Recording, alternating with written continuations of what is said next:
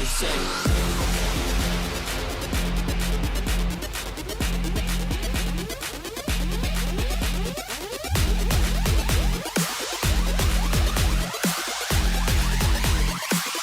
Don't pause, press play.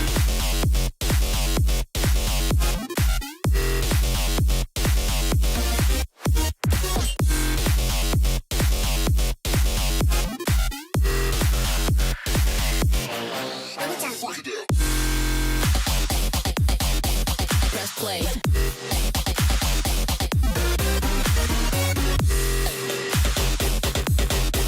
Press play.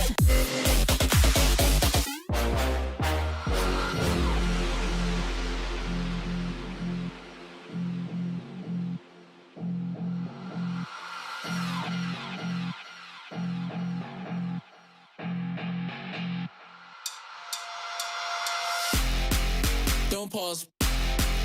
Press play. Don't pause. Press play. Don't pause. Press play. Don't pause. Don't pause. Press play. Press play. Press play. Press play. Press play. Press play. Press play. Press play. Press play.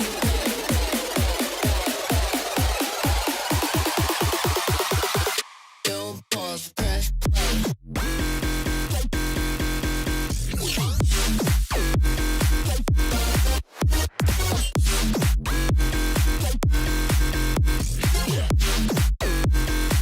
I wanna hear what you got to say.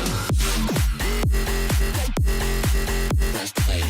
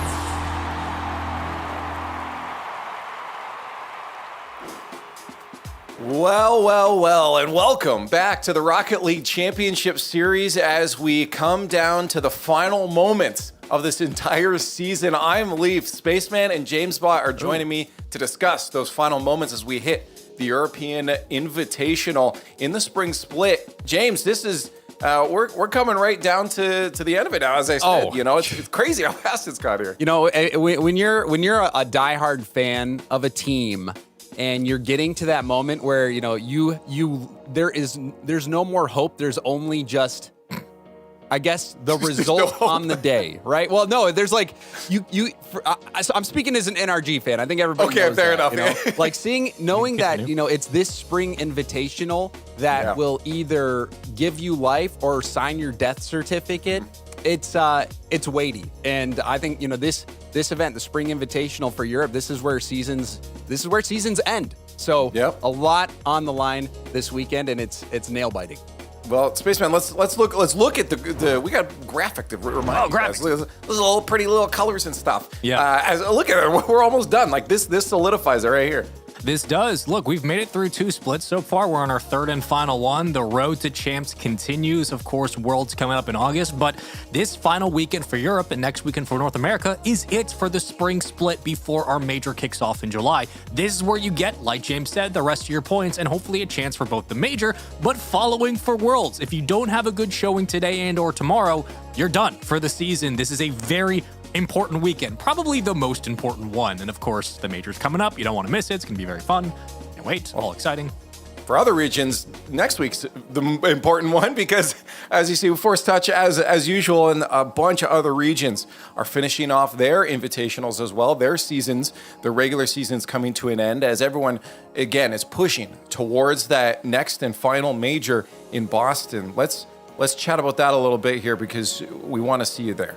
So please get your tickets and come hang out with us. Exclamation point tickets in chat.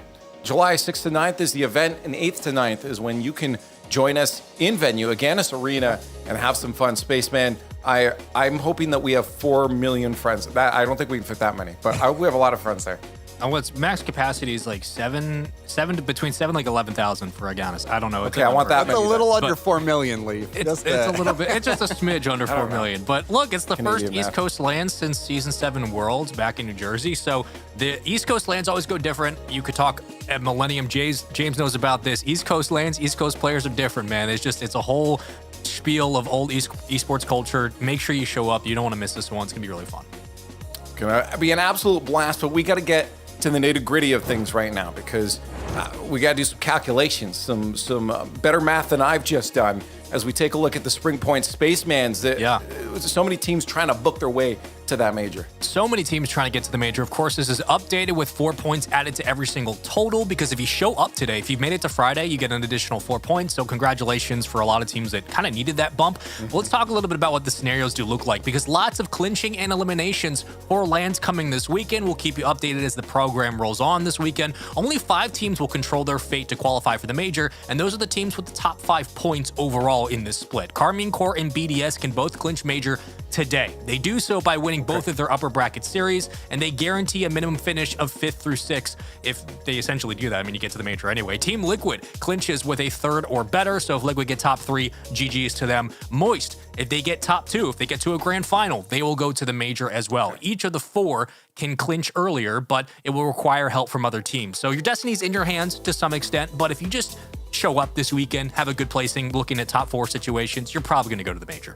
Yeah, I'm guessing teams aren't going to be looking at that what-if scenario and requiring help. They're going to be looking for the dubs to make sure they can guarantee that they're getting those clinches done. That's for sure. And that doesn't change for Worlds at all, does it, James? A lot of teams this weekend are fighting for their lives. Oh, they really are. And this is what I was talking about, Leaf. You're up against the wall. This is where races will end. So there's a lot of teams you should keep your eye on because if they are knocked out of the tournament today, they're eliminated from the major. But there's a few that are also eliminated from Worlds at the same time, namely Guild, SA, Hogan Mode, who I know a lot of people have been following religiously, Luna Galaxy, Williams, Resolve, Hufak Stop, and Monaco. All those teams, if they're eliminated today, are also eliminated from Worlds. That's not the same, or not the case for PSG, Tundra, Oxygen, and G1. They have a little bit more to hope for, but still, this is now where things are down to the wire, Leaf. Oh, absolutely. And a couple teams have things this weekend just with their in their own hands, though. I've seen K-Corp and Vitality have a better chance of Worlds. Yeah, I mean, but there's also the question, too, is how well will the regions perform at Worlds? Because the other thing you need to be paying attention to is those World region spots. So, will NA get that extra spot? Will EU get it? Will there be some crazy performance from one of these other regions? Not only do you have to perform well to make the major, but then you're hoping that your region can fight for that extra spot or two. Let's take a look at the prize pool now, because our points are tied to that as well. And this is, again, what teams are looking at. Of course, 30K, not too bad, as well as a side note. But for, again, most of these teams, it's that bigger prize at the end that they're looking for. And those points are going to be a big piece of the puzzle for them clinching majors, for clinching Worlds. So they're going to be keeping an eye on those. And honestly, they're probably mostly just focused on what's happening on the field and winning. That's for sure. And their matchups at hand. Let's take a look at the bracket. Spaceman, I really love hearing you explain stuff. So can you explain to me how this very complicated looking graph looks? All right, children. We've done this couple of splits now, at least 4 different regionals now. Let's do it again. Let's do it for a 5th. This is how double elim works. If you want to continue on and get towards those best of 7 matches in the upper semis, you got to win your games. That's it. It's all best of 5s to start today on Fridays. We'll have a couple of matches here on the mainstream. You jump down to lowers, and that means you've lost your opening game. So you want to make it to the upper bracket. You want uppies? It's chat. You want the uppies. Then you have to win your games. If you want to get all the way to the grand final, that's how you get there. You have 2 lives. You lose 2 times. You're out. You win, you keep going. That's all that matters. It's double elim, very standard. You know what the deal is. I want uppies, but I'm not playing. Good. So I just got to kind of watch. And I don't even know. I don't know what he meant by that. But I'm not. When I'm someone not going picks to you up complain. and take care. I of thought he was on talking uppies. about an Fine. upper bracket match. Yeah, he's the talking upper- about the the upper upper bracket. bracket. See, Leaf, want the that's upper why bracket you were match? confused, Oh, man. I thought you were gonna pick me up and carry me around. No, you're. I mean, especially in Rocket League, the heaviness of your teammate can certainly influence how That far rank you grind can is carry crazy. somebody. But I also wanted to say last European regional event, we saw that bracket reset actually come into play. So that's a rare thing. So that was pretty cool. Even though Vitality still managed to get the dub. But the double elimination, it's very simple. Right. You lose twice, you're out. It's almost like you double lose and you're eliminated. Yeah, double eliminate. Yeah, something like Hence that. the All name. right. Well, this is our schedule today. We only have 4 matches on the Friday. We have our upper bracket round 1, our quarterfinals. Then we head down to that lower bracket round 1 and 2, where eliminations, as the name suggests, start to happen. Here's our matchups for the day. Lots of matchups happening. Sorry, not for the day, for round 1. Lots of matchups happening. We can't possibly show them all at once. Team streams are going on. So whatever platform you're watching this on, make sure to search Rocket League and then your favorite team name. Go join in the chat and celebrate as they get their victories. But if you do want to stick around with us, in my opinion, we got the best matchup on the docket anyways. It's going to be Moist Esports facing off against Brogan Mode. Yeah, that's right. Look at that logo. The gold I love it. bars. Just It's so good. stack the gold bricks. They had to pull those 2 out of Scrub Killer's closet to take the picture for the logo. That's the word on the street anyway. He took those photo himself. But yeah, this is the team, James. A lot of people have been rallying behind. You mentioned it before too. With Scrub Killer, he's kind of been absent from the scene for a while, and now all of a sudden he's back with Resi and Growly, and honestly, looking not bad.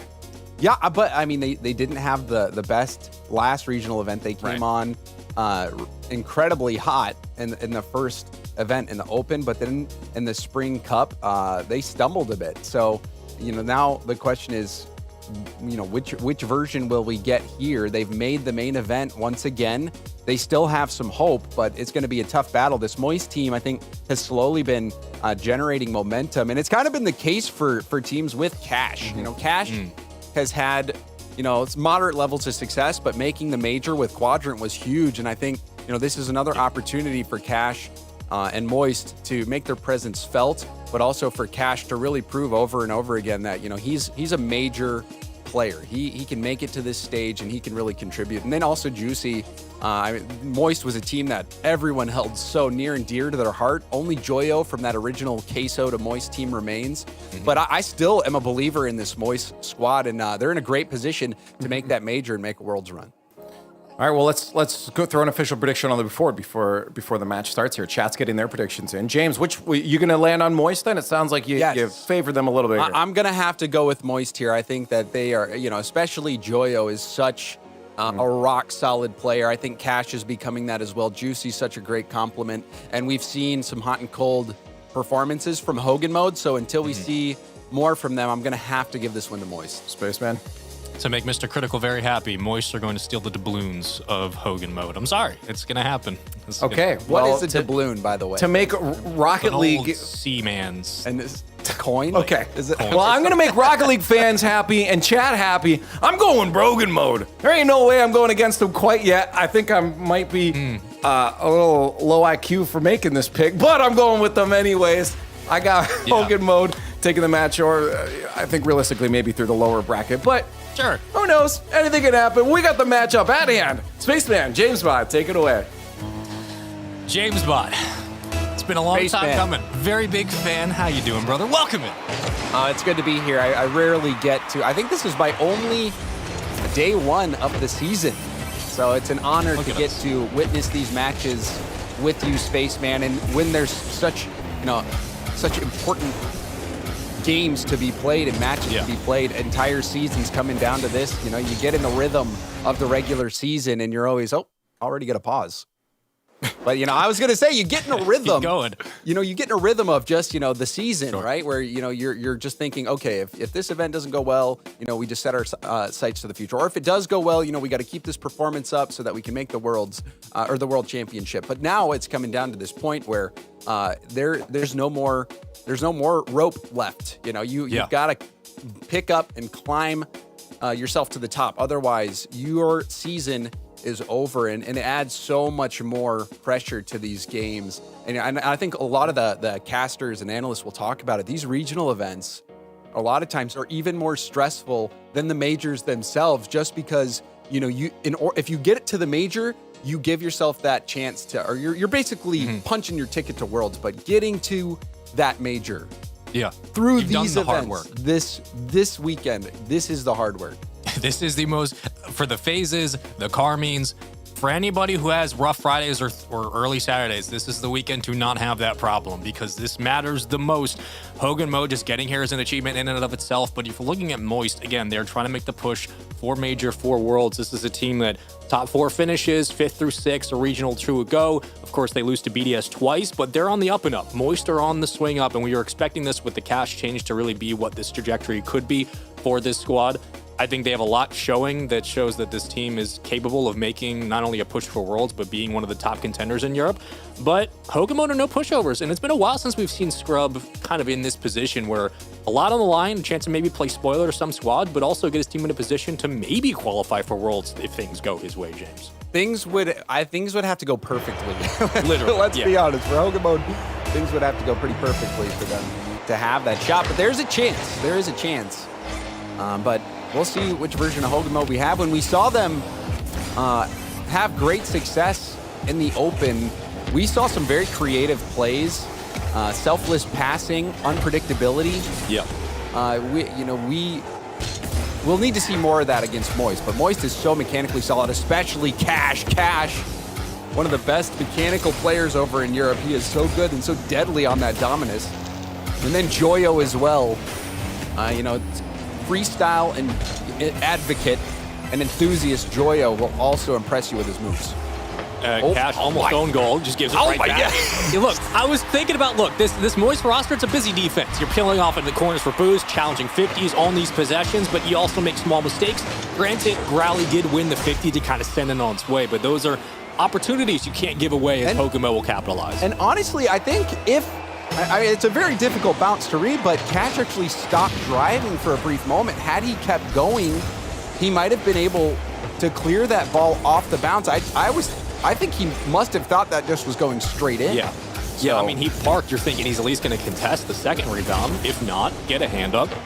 Doesn't necessarily work out, but okay, that's how we start things. It's very much a Scrub and Company kind of goal you're going to take. But for Hogamo, the road here, what are the obstacles they're facing looking in front of a Moist roster who have recently made a change? Things are going their way, but they also know they have to make a deep run this weekend to give themselves a chance for the Spring Major coming up. Certainly, and it's a tall task, but it's a great start so far. But that shot will weave its way through. Juicy off the pass from Joyo. And it's a little confusing. You can see all of Hogan Mode has gold as their club name, but for some reason, so does Joyo. I have no idea what that's about. Friendship. The power of camaraderie. That's not a thing. Scrub Killer off the opening kickoff. Try to take it right up the gut. We've seen this before as the team starts to spread and Growly will try to find the boost. So at the midfield, Moist have a couple of numbers they can work through here if they'd like to essentially burn out the resources of Hoga Mode. We've seen it before. The offense becomes overwhelming and cash towards the ceiling can be dangerous. But at the midfield, it's another 50 that goes the way of the boys in orange. Growly tries to extend, but very quickly the defense from Moist stepping up and clearing the ball. Moist, after that little mistake, cleaning things up. Great speed from Cash. Now Rezzy's in a 1v2. And, you know, Cash didn't have enough boost to stay on the play. It looked like Joyo wanted to go for that demo, but the pass from Cash was a necessity due to his boost that he had. Moist, starting to look more comfortable, having more possession. Rezzy trying to get a hand up, but the ball flying over to Cash now. Cash will have plenty of boost for a solo play. Pass in field, but you saw Rezzy reading that passing play, demo Juicy, and now the counterattack almost comes through. And Juicy has to prioritize boost, so you're left in a 1v1 in front of the net with so much space to give. And this is the counterattack opportunities that Hoga Mode have to take advantage of, and Joyo gives it right back, punching it through a 2-1 lead. And nicely done by Hoga Mode to find that demo and counterattack beautifully. And really, what was the linchpin of that play was the demo. Mm-hmm. The demo to prevent the shot off the pass that instantly started the counterattack. So very smart play there from Hogan Mode, utilizing those demos defensively. Most of the time you see a lot of demos offensively, demoing that back character, but that is a textbook defensive demo that really turned the tide there for Hogan Mode, who now find themselves in the lead with less than half the game left to go. One of the more three-man offenses in terms of potency you're going to find in Europe is this Moist roster. So far, a nice job neutralizing a lot of the upfield plays from Cash. Of course, the infield passes that Moist rely on, deleted in that last counterattack. The swing so far for Hoga Mode has worked out, a 2-1 lead with under 2 minutes to play. Trying to clear it out of the neutral zone for the moment. Joyo will pop it free. And you're starting to see Scrub get really physical in the transitions. They're not giving Moist a lot of room to find one another. No, and that's what you want to do. You don't want to give space because all these players from Moist have that solo play potential. Scrub Killa not even playing the ball, playing the player. But that's a very good first touch. Joyo over one, went for the double tap. Rezzy has had a great game so far, making another solid defensive play there, but Juicy gets the pass into a bump. The shot should go in, and it does. This was a beautiful infield pass from Moist. And you can see Juicy, he gets in front of Scrub, and not only does he get that pass out, but you saw him boost into the path of that challenging player and bumping him off the ball so that Joyo had a clean look. He just had to get past Rally in the air. Once you do that, you set up your teammate for the pass, and that's pretty much a free look for Moist. But the cut down, the overextension from Rezzy, giving it back. Pressure's now up, two-man hit begins. The offense starting to swing out. But they'll have to worry about Joyo from the ceiling as he sends it on its way before the clear does find his way through. Juicy from the sidewall, big contest back to the midfield. Cash trying to follow in and track, and does so, but Rezzy cuts it down. And that was such precise boost usage from Joyo on that ceiling attempt. And look at that pass out. Joyo going to get back down to the ground, but Growly, well played. Scrub a bit too slow. Juicy will have a pass down. Cash won't be able to take the shot. Joyo had to bail out, and he doesn't get the follow-up shot. He was trying to get the double tap ball, but didn't get the perfect touch he was looking for, and also didn't land clean enough to take the shot on the rebound. That was a quality scoring chance that's going to go by the wayside. Moist could have scored that go-ahead goal there. A couple of times Moist have done a nice job of holding their resets to really bait those defenders out and force the challenge. What that's led to is a couple of open looks, but still a tie game. We turn the game clock off. Trying to work from the sidewall. Rezi on the backboard. Juicy finds the clear, but gives possession right back. Rally can't find the redirect. And Cash keeps it up. Scrub kill on the Chow. Trying to get out to your own side of the field. Growly extending. It's still alive. And a nice second touch to get it to Rezi, but he can't continue the play. It was a good effort, but into OT we go. Great defense there from Hogan Mode. And that is an ugly kickoff from Moist. They might lose it here, but Juicy will clear it out to the corner. Oh, nice. That pass idea was there, but now Juicy is going to take this ball downfield. Scrub killer. Ball finds its way out. Now, Hogan Mode on the counterattack, Spaceman. We'll see what Growly does. Looks like he did get that mid boost. And he did, and he got Joyo just to bite enough. So you cut into the lane, you're forced to play goalie, and you can spread out in that offensive third. That's exactly what happens as Scrub flies in. Demo went out with him. Power play here. Scrub still flying on the goal line, bumping Joyo, and Rezi will catch it slowly into the hard bounce off the wall. Rezi looking for the second extension will find it, but I like the pressure we're seeing from Hogan Mode early. Oh yeah, Joyo didn't get a piece of the ball and is having to just pick up small pets, finally getting the bit boost, but what on earth? How did this ball go in? Juicy, he just hits it and it floats all the way over. Growly just missed it. And perhaps, I mean, I've been in those situations before where you're expecting it to bounce off the ceiling. And when it bounces off the ceiling, it comes down just a little bit. And I think that's what happened there, was that Growly was expecting it to at least skim the ceiling. Yep. And it just never did. That ball just kept on floating, almost like Rookie of the Year. That pitch to strike out the batter. Yep. You just got to float it. I mean, the unfortunate part is that does happen in OT after a hard-fought game one, where it just can't, given what this weekend means, given what this game one means for the swing of the series. Granted, momentum is an interesting thing, but in this instance, that is a challenge you want back a million times, because that shouldn't happen, James, and it's a tough way to lose in OT. It is a tough way to lose, but in all fairness, I think Moist was the better team in that game. There were some inspired plays from Hogan Mode. I really like. I believe it was Rezi who had that key demo at the midfield that turned into a counterattack goal for Hogan Mode. I like the creativity and the play style from Hogan Mode. It's just, you can't really make mistakes like that in a tight series like this and in a tight game like that. But for Moist, there was, most notably that one play from Joyo where Joyo was trying to get the double tap, wasn't able to score it, wasn't able to get the rebound. That easily could have been and probably should have been a goal there for Moist. And I really was enjoying the infield passing from Moist, and not only the infield pass, but how they're doing it. You saw the play from Juicy where, gets a first touch block on Scrub Kill, it takes it up the wall, gets the infield pass and the bump. That's what you have to do in today's game. It's not as simple as just passing it out. You got to do the pass and the bump, or the pass into, a floating redirect. You just have to do more in today's game to beat these defenses. And as much as Moist tried to dictate the pace, credit has to go over to Hogan Mode for how they met that challenge very quickly. It skims around the crossbar. You're thinking for a second, we start off with another 1-0 lead as Hogan Mode put the pressure on now, and Cash is forced to make that read off the backboard. Extra touches and follow-ups, so the rebounds here, and they'll work off the ceiling. But already, just wiping off that OT, letting it go by the wayside, and figuring that game two could be just as successful if the pressure continues like it is. We have seen quite a bit of time on defense here from Moist, even in the first game. Hogan Mode trying to figure out the puzzle. Growly attempting to keep that in. Rezi gets beat to the ball. Scrub Kill will just launch this right back in. You see Juicy able to pick up that corner boost. And Joyo out of boost. This could be tough. Juicy is not going to have the cleanest hit. This could be bad for Moist Spaceman. And Joyo's just had to sit at the midfield and cut down these passes. It was a weak touch from the side wall, but it gave enough space for Moist to continue their push up field and just challenge some of the 50s you're going to get out of Hogan Mode. So no clean redirects, and finally the counterattack begins. You get a clear, which is nice, but really doesn't amount to much. The corner grab there for Cash. You got Juicy working upfield the point man, and they'll just give the ball right back. So Moist, having a lot of free real estate upfield, is punching it off the backboard and taking their look at how they want to swing. Rezi trying to get the 50. It leaks out to Growly, wide open net. And this is what I'm talking about, that extra effort that's required. Rezi challenging Juicy in that corner. It definitely impacted his ability to clear that ball.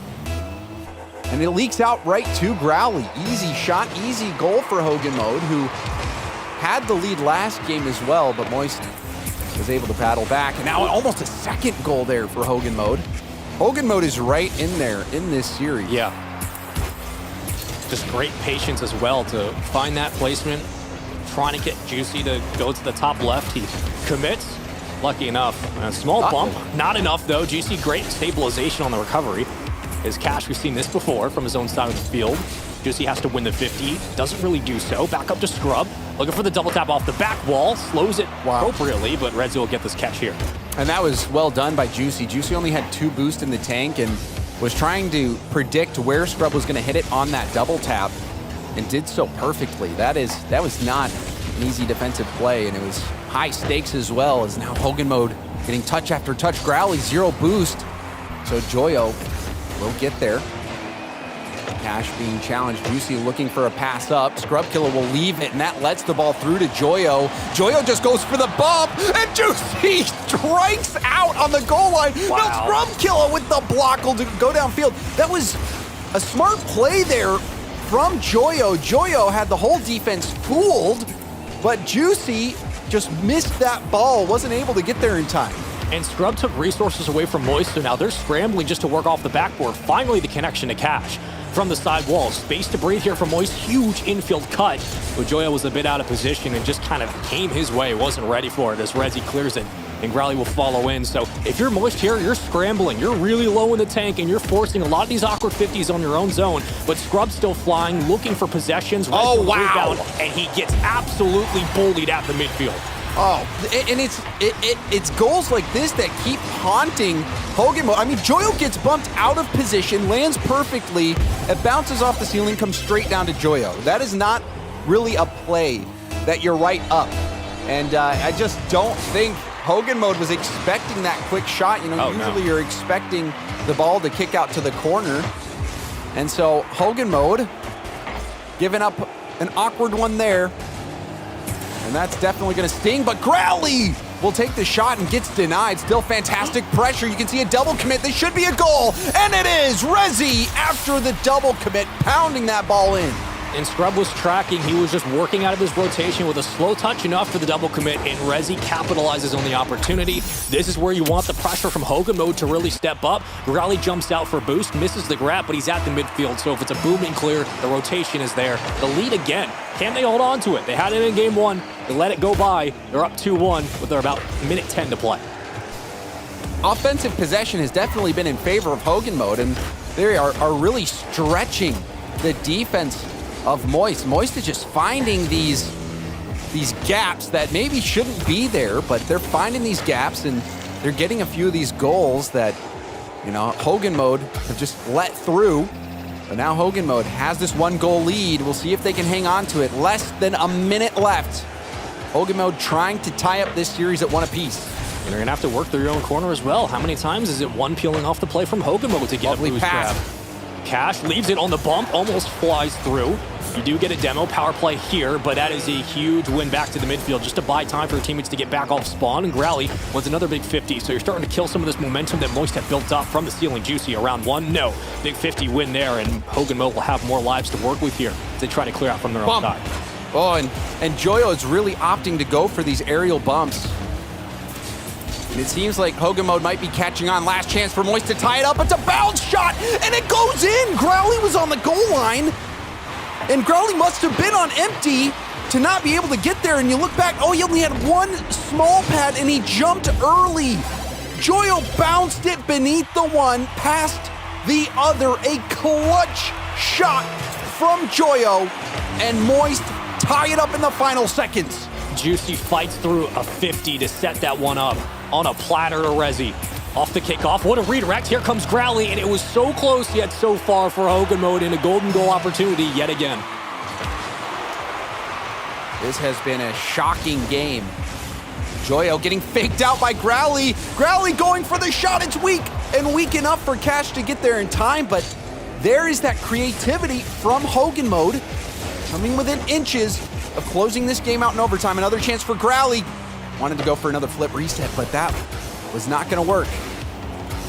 You can't lose those 50s on the midfield. You have to get in front and force the challenges from the back wall. Another long clear, but Growly intercepts. Restabilizes, still popping it, needs help from the team, but they are a little bit slow to the play, watching for that redirect scrub to the corner. And he'll send her back out to the offensive third. Cash cuts in quickly from the sidewall around 1. Trying to work around 2. Gets the boost grab, and Growly tries to clear. Back to the midfield. Juicy plays it to the corner, and Moist will have to try again. You can see Moist. Their vision has been wonderful. They're finding each other, even when the space is limited. Looking for the pass. And then I also think that the threat of the solo play from all of them. You see how well all these players can control that ball off the wall and take it to the air, and that is a huge corner steal from Rezi. Rezi, another beautiful defensive play, almost gets the block there, but Cash did navigate it around, and that is an awkward touch from Growly. That's not the best clear, but Rezi will bail him out. That's the second time it's been that same read from game 1 where he just was a little bit behind. As Cash through the corner will try to send it on its way with the dominance, but Juicy cuts in and quickly gets blocked. A hand is up, the defense is here, and they're good for it. For the moment, Hogan Mode do survive, but Moist are pressing. Cash trying to work through a 1v2. Maybe Hogan Mode will just 1v2 themselves. All right, back to the midfield. Rezi, he's trying to find Growly as Joyle slows to the back wall. And this is another clear for Moist that really kind of works out in their favor, as Scrub really has no real estate to work with here. And Juicy got out behind Scrub and up that wall. We'll see how Moist approaches this clear attempt. Joyo around 1, help from Cash. And now Cash with an offensive chance. Going for a double tap, doesn't make it. And there's another defensive demo that paid off last time, and it almost pays off this time. Rebound up the Scrub, and it's blocked by Rezi. Rezi actually hit that ball out. I think it was going in. We'll have to go back to the tape on that. Oh, he no. saved his own teammate's shot. I don't think I've ever seen that this season so far, so that's a wonderful way to get Friday going, but you want that one back, and now the hunting season starts as Moist throw numbers at every single possession that Hogan Mode have. It's going to be Cash getting the call, bumps him off the play. Joyo going to play it low to the corner. It's a clean clear, but a powerful punch at that, as Juicy pops it high, and Cash is back in his own corner, fighting for boost against Growly. It's a 2v2 upfield, a chance here for Moist. And I mean, who do you blame, Spaceman? Is it Scrub's fault for shooting it at Rezi, or is it Rezi's fault for going out a net right there? I don't know. You have to take another look at it, but that was such a good play, and it was a play that we saw work last time for Hogan Mode, and they ran it back, and it worked again.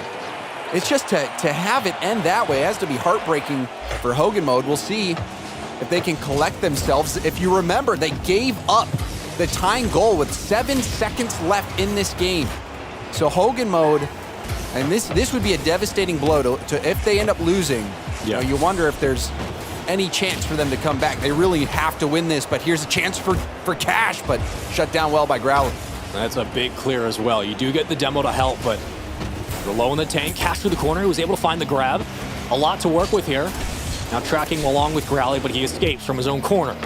Can't pop it over the midfield. Back again. Moist still find ways to get numbers in front and cut down those transitions as Rezi is yet again setting it dangerously towards the back wall, off the top bar. And here comes Scrub for a follow-up. Almost 4 minutes burned in OT, and nobody's been able to find the back of the net. Oh, Rezi has space. There's a shot, another double commit as well. Rezi looking for those angles. And sometimes you know it's going to be blocked, but if you can at least get the double commit, you really slow down the rotations and prolong the attack that you can have. So I like that shot attempt, even though chances of scoring were low. Chances of possession were high, and now still on the attack is Hogan Mode. Another shot. That one almost goes in. Joyo only has a couple pads, does pick up that corner boost, but Hogan Mode, they're surging.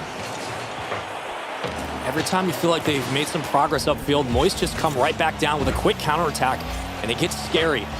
Rally trying to cut in quickly. Can't get there in time. Bumped off the play. Numbers will stack on the right side of the field as Scrub has to very carefully bring this around to the back wall, but gets beat to the ball. And Growly is running out of boost. Someone's got to help him before Cash flies in and takes away possession, but it goes nowhere. Scrub at the midfield just watches this one go by. Joyo's going to get the touch and pops it over 1 to Juicy. Here comes Moist, looking off the back wall, but Scrub will be there and plays his patience appropriately back down to earth, and he'll get his chance now. Haven't seen many opportunities for Moist, and there's a challenge. Juicy's very awkward, but gets back down to the ground. It's a race for the mid boost. Scrub Killer gets the demo and the boost. Growly looking for an infield pass, but it's cut out by Joyo. Now tipped down to Cash. Cash going for the shot off the backboard, almost getting it, but now Juicy will lob it up. And a miss from Growly. He'll get help from Scrubkilla. So that was one of the best chances that we've seen from Moist, and Moist still on the attack. Joyo going for another bump attempt. But nothing happens. That's where you have to attack if you're Moist. Try to catch Growly on his own. He's struggled to meet some of that depth perception when it comes to just tracking to the backboard. We're finding those clears. Juicy through the corner, playing it high, Moist keeping that same cadence they've had before. As Cash goes to the midfield, and Growly will be the only one out. Plenty of opportunities here for Moist to get this clear, let alone reel in this possession. As they've done so, Rezi with nothing in the tank. And how many times have Hogamo moved upfield with not a lot? And Growly just misses, but he recovers so well.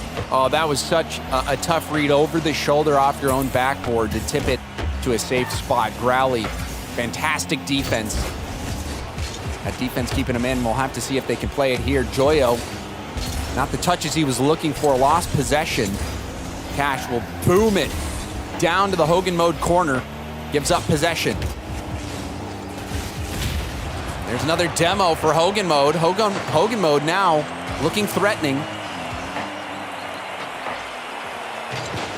This is a lot of space for Hogan Mode as well in the midfield there, Spaceman.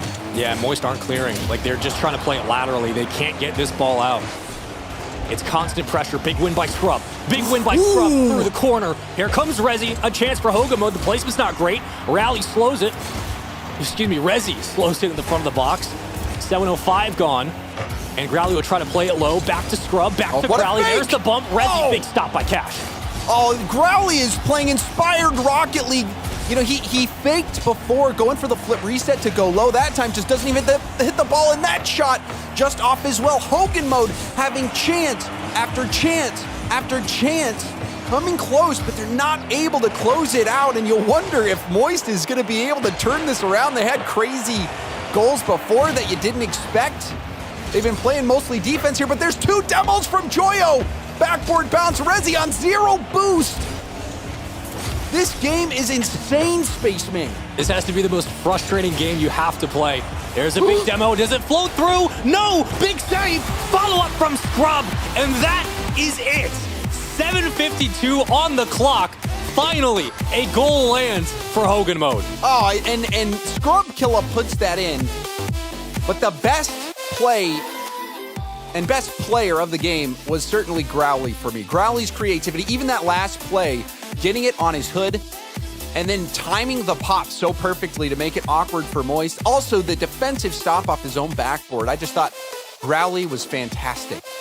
Growly truly the catalyst for Hogan Mode. And Hogan Mode, I mean, they came close. They gave up that lead with 7 seconds left. I was starting to lose faith and write them off, but they really did bring it back. Look at the amount of shots that Hogan Mode had as well. Just, how many is that? 19 shots for Hogan Mode? That was a wild game.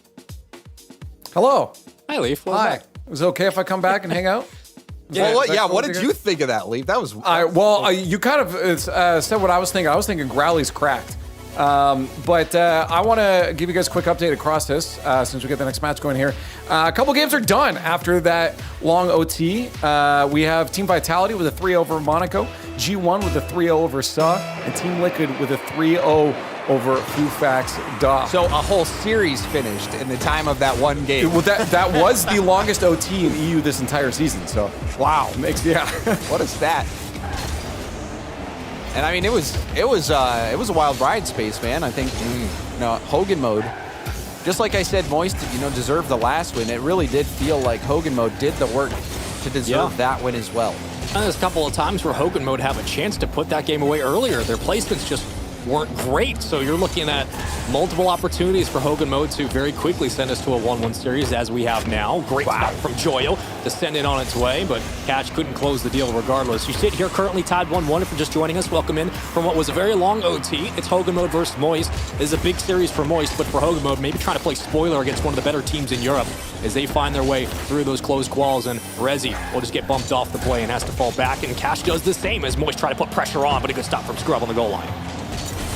Joyo almost double tapped one in earlier. He gets a lovely pass up for a double tap now for Cash. Cash didn't have that on target.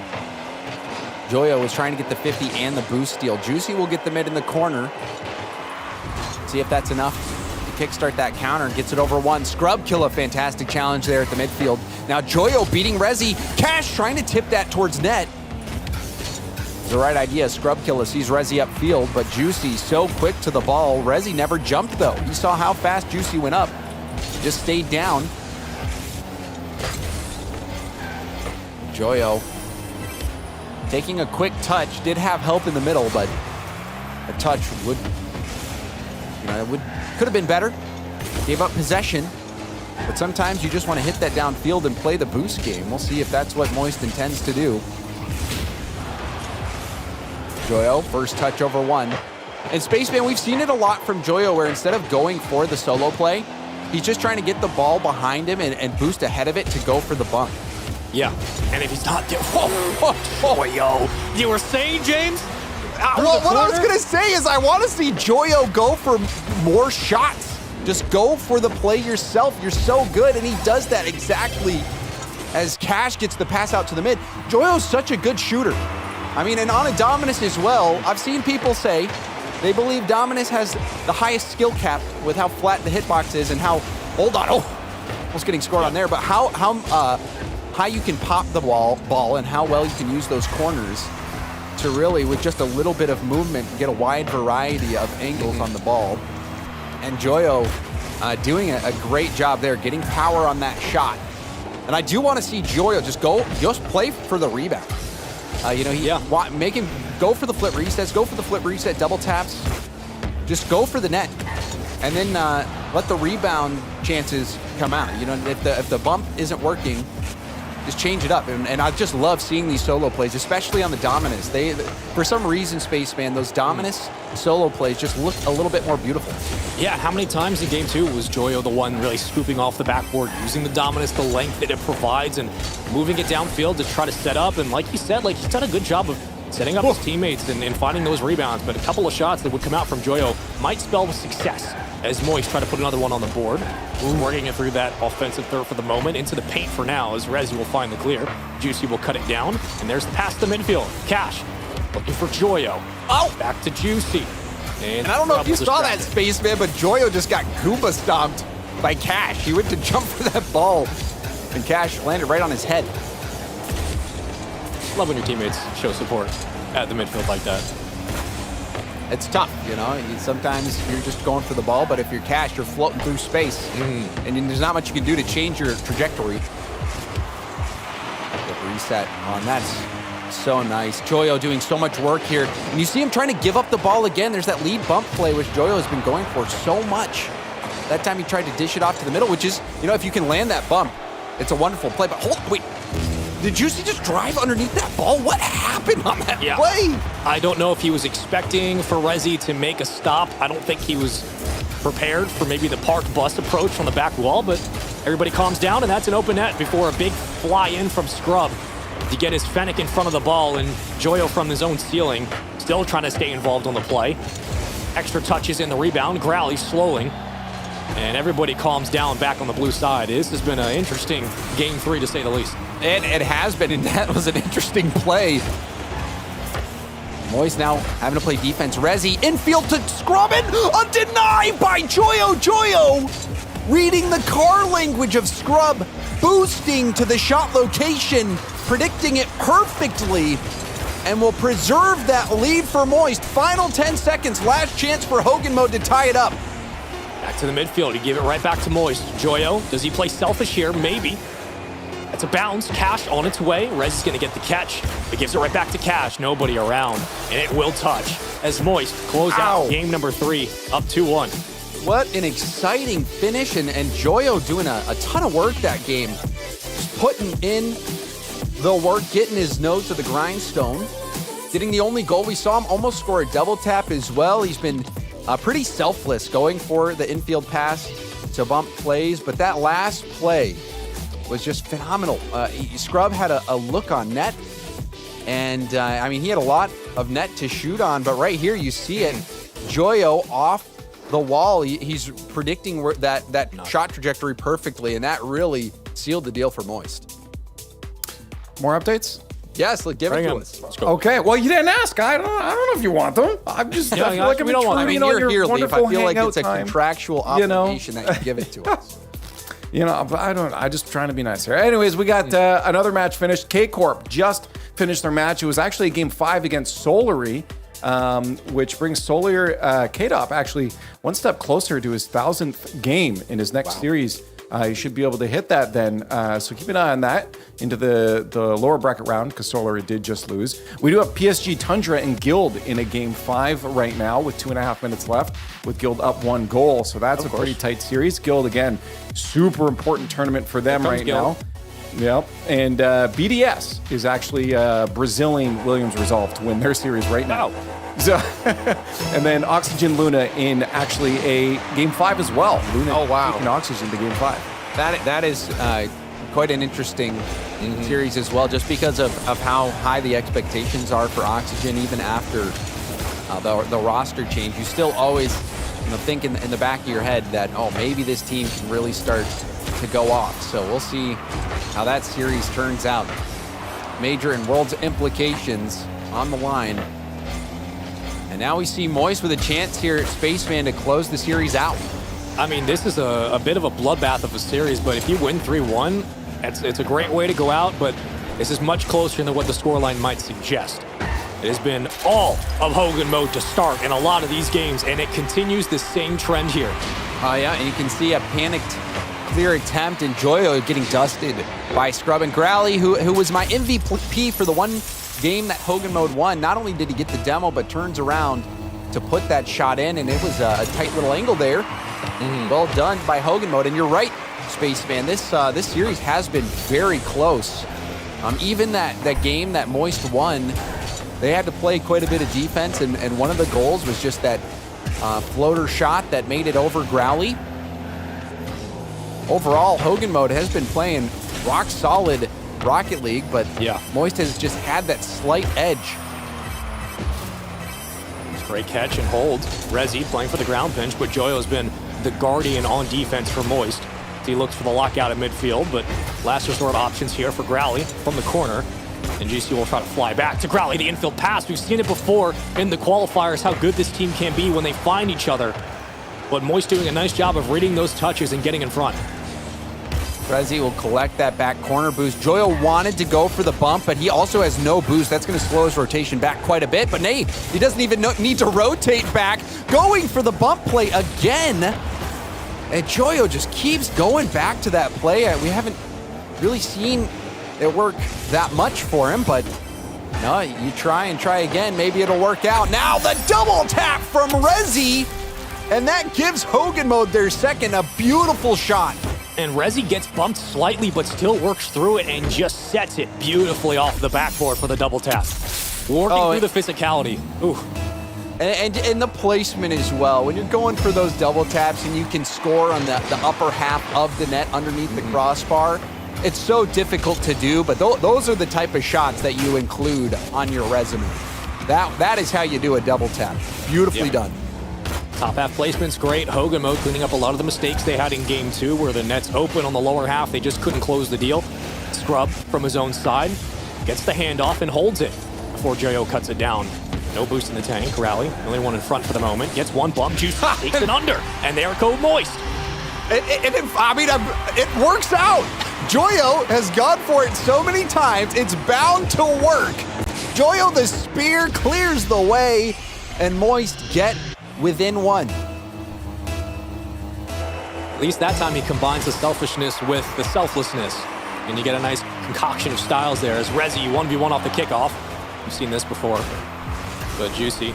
And from the thanks of Joyo yet again on defense, Moist will hold strong. Just down by 1. Rally clears it over 1.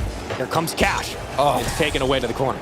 Well, Cash through traffic as the third man. That was a very risky play there. If he gets dunked on, that could have just gone back into his own net, but was able to find a way around the defense. That was very well done from Cash, but now another attack coming out from Hogan mode. Cash back on the ball, has Joyo in support. Joyo didn't get the cleanest first touch. Won't be able to do much with that ball. Does get the mid boost though. This could be an attacking opportunity for Moist. Juicy doing work. And he gets the bump as well. I mean, this is all set up because Scrub just didn't get the clear. He had to play it low, and Moist capitalized. Here comes Scrub. Joyo's going to make this easy read, and Juicy will track, looking towards the back wall, waiting for Rezi to make his move. Finally, some pressure here from Moist.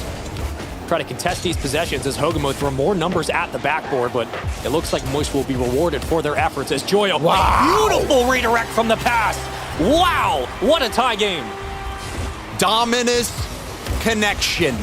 Cash putting that perfectly over to Joyo, and that is textbook counter-attacking play. From 0 to 60 in a matter of seconds. That's the danger of this squad. It's a double commit, and that play breaks down very quickly. Scrub, the only one around. But a quick recovery, and like you said, 0 to 60 for Moist. How dangerous this team can be, like Cobras. They strike at any moment. You gotta be ready for it. From the corner, Juicy trying to work around, looked for a bump off the back board. Here comes Joyo. It's a slow touch, but Scrub plays it appropriately, and towards the sidewall we go. And that's a nice demo as well. That'll get space down to Cash. Cash getting his knee over the ball and belts it upper 90. Juicy, another fantastic pass. That was right to Cash. And then for Cash to wait and hit it off the bounce. That lets you get so much more power. And that was phenomenal play all around. And that is the difference, I think, between Moist and Hogan mode, is that polish. It's the creativity is there. I mean, Rally played it from the low back wall. He gets baited. The advantage is there for Moist. The spacing is there. You're going to get bumped by Juicy at some point. Or Joyo. It's going to happen. That's the canon event right now if you're Hogan mode. It's guaranteed. But Rezi from the back wall will just try to clear this out and hold possession. The cut down to the midfield, the denials from Moist. Joyo in a 1v1 still gets up and fights off Rally for the spot. It's just so much to work with here if you're Hogan mode. There's an infield pass. Juicy, perhaps expecting the rebound, wasn't able to get up high enough. This is the last chance for Hogan mode before they're sent down into the lower bracket. A challenge from Cash, infield to Joyo. That connection's worked in the past. Joyo just wasting time. Scrub Killa tries to keep the ball in play, cannot do so. And Moist win over Hogan mode 3-1, but the games were close all the way through, Spaceman. Yeah, if you're Moist, you had to fight for this series win. And maybe that's the best way to start a Friday, to get through a really tough gauntlet, starting with Hogan mode. But props to Hogan mode for how they played. It's just a differentiation, a separation of skill, of opportunities there for Moist. But in the end, this was just all of the creativity, the spacing, and maybe the veteranness that Moist have so far against this competition. I just think it's the poise and the team chemistry. We saw so much chemistry from all the players. Juicy had multiple amazing passes. Joyo kind of being that lead player going for the bump plays. Cash, that pass out to Joyo on the counterattack. The team play was just there for Moist. And also Leaf, I mean, I've been keeping my eye on chat. It seems like there was an upset that took place. What happened? Well, there was 2 matches that were left hanging by the last time I talked to you. I'll give you the Guild Tundra one. I guess that could be considered an upset. I do believe that might have been a reverse sweep as well. I'll have to double check that. But Guild really needed that win. But the other one you might be talking about is Oxygen versus Luna Galaxy. Oxygen dropping that 5th game to Luna Galaxy, and Luna Galaxy moving on in the upper bracket to face off against BDS. So yeah, Oxygen has been having a bit of a rough go in the last little while here in the European region. So we'll see how their journey continues on in the lower bracket. They face off against Williams Resolve, but we got some more matches to get through before we get down to those elimination matches. We have our quarterfinals coming after the break, so stay tuned for some more awesome Rocket League.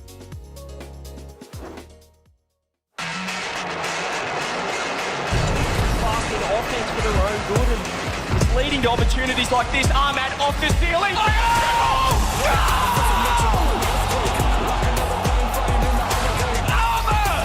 with the 7 from heaven. I get higher, I never tire. I'm a chronic. Can they get control of this? Pop back from a towel as he takes control. What? Are you kidding me? This is really happening. It's really happening. It actually happened. Fortune favors Liquid. This one flipped out. First killer. Does he have a Liv. He's trying to use it to pass down. It's unbelievable.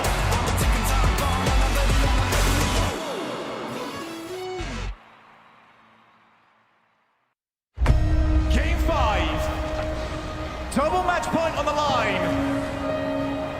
Fury and Moist 5 minutes away from discovering who will have all of that on their side.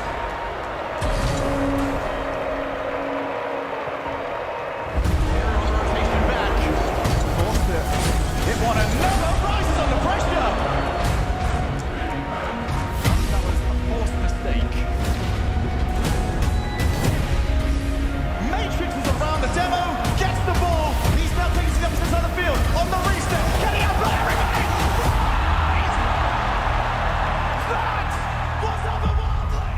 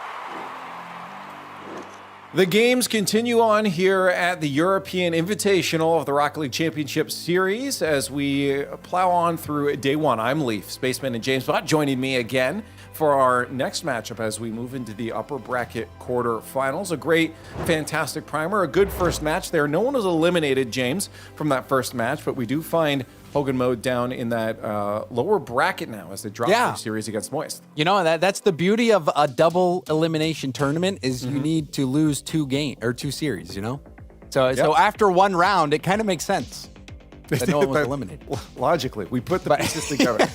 But yeah, I think there was a few surprising results. Obviously, that Guild PSG Tundra one is quite interesting. They're very close to each other in points. K-Corp going 5 against Solary was, I think, even though K-Corp won, a bit of a surprise.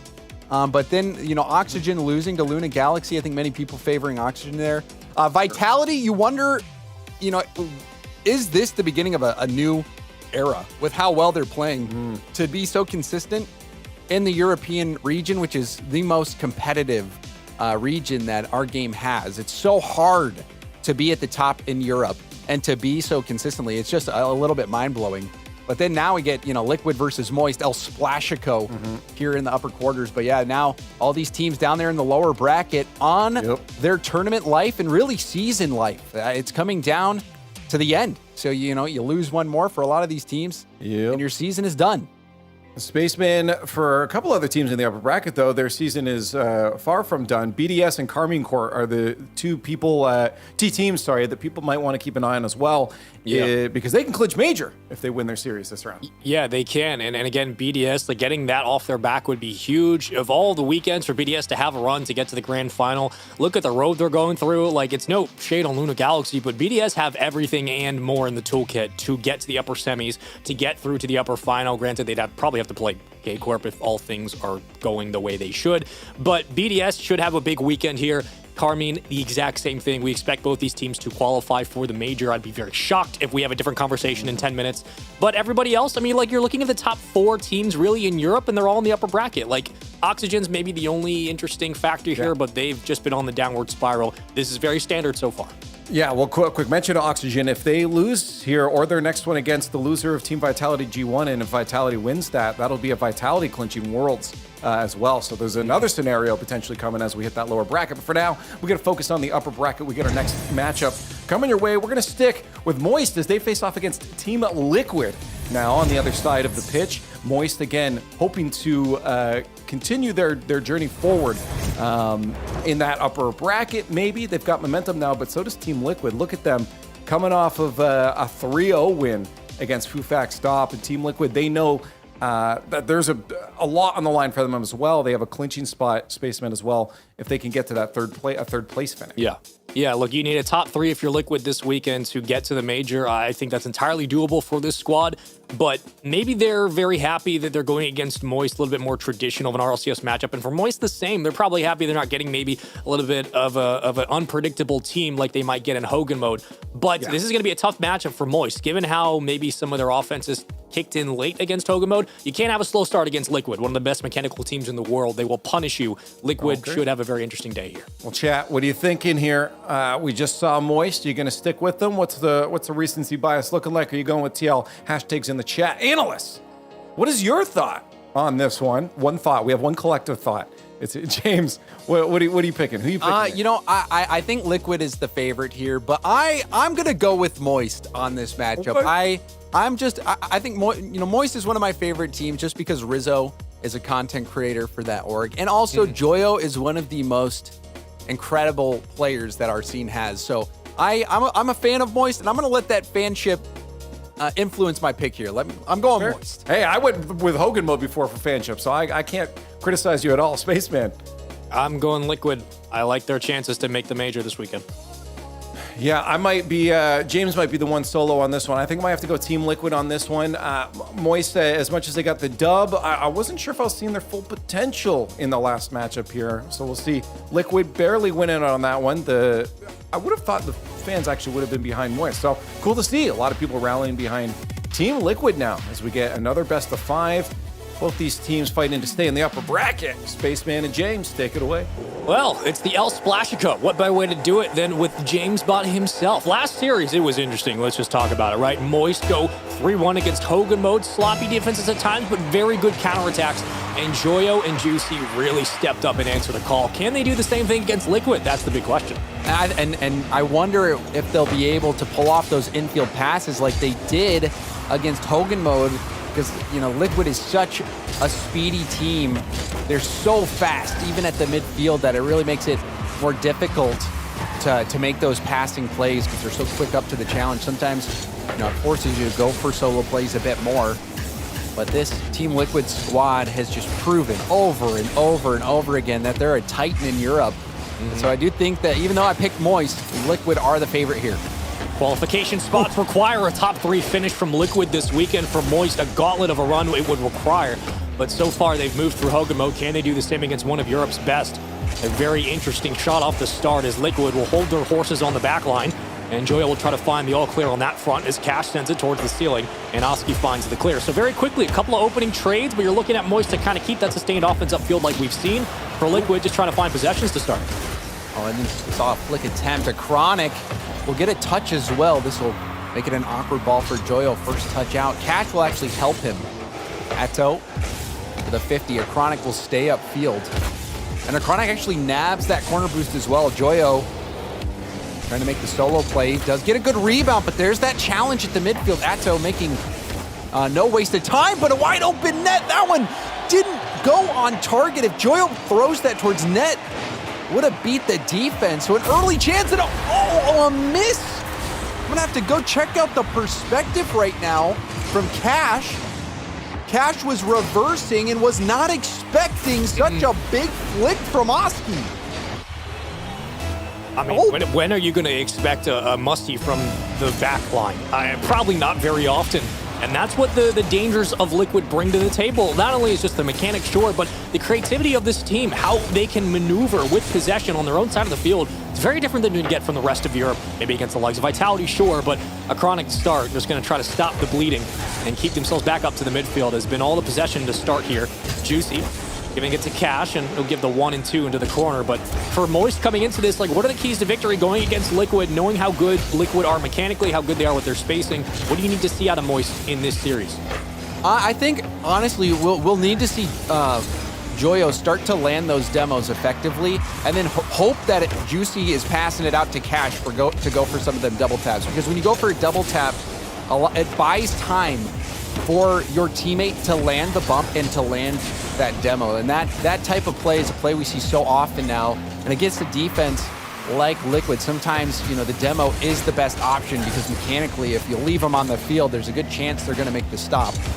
But we'll see what Moist wants to do. They have so many tools in their toolkit, and sometimes you just get in a rhythm and certain things start working until a team makes an adjustment.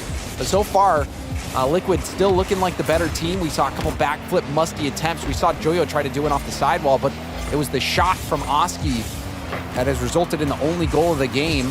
And Team Liquid, they just remind you of how much of a threat each and every one of these players are. Yeah, it's been favorable bounces at the midfield for Liquid, but it's been really good reads from Moist. Doing a nice job of just cutting down those long stretches you see often. Juicy had to make that read very quickly before Chronic got dangerous, and Cash tried to hold on to possession, but Atao will again send it on its way with no boost, still keeping the play alive, winning the second touch into the rebound before Joyo scoops this one up and moves on his way with the dominance. The infield pass is there out in front, just a little bit too far on the fingertips, and Oski cuts it down. And it was the right idea, and that's a big block from Juicy. The bounce gets dunked by Cash, but you saw Moist with the right idea, but the execution, even if it's just a little bit off, sometimes it's a matter of feet that make the difference between a ball that you can score and one where you're giving up a counterattack. And now you see the counterattack coming on from Liquid. The demo blocked by Cash. Cash, the genius defensive play, wrapping up and around and predicting that shot. So Moist stay in it, but will they have enough firepower to break through this defensive line of Liquid? Cash knew that shot was going near post. Great job getting up in front. Here comes Atao, the double tap, and of course it's good. Atao sends it on its way as Liquid march upfield and capitalize. And then you can see a Chronic faking like he had the flip, ends up getting that little touch, and in the air, taking it off his hood was Atto. And a beautiful play. Team Liquid, I don't want to say they're making it look easy, Spaceman, but they're looking comfortable. Liquid are looking quite comfortable right now.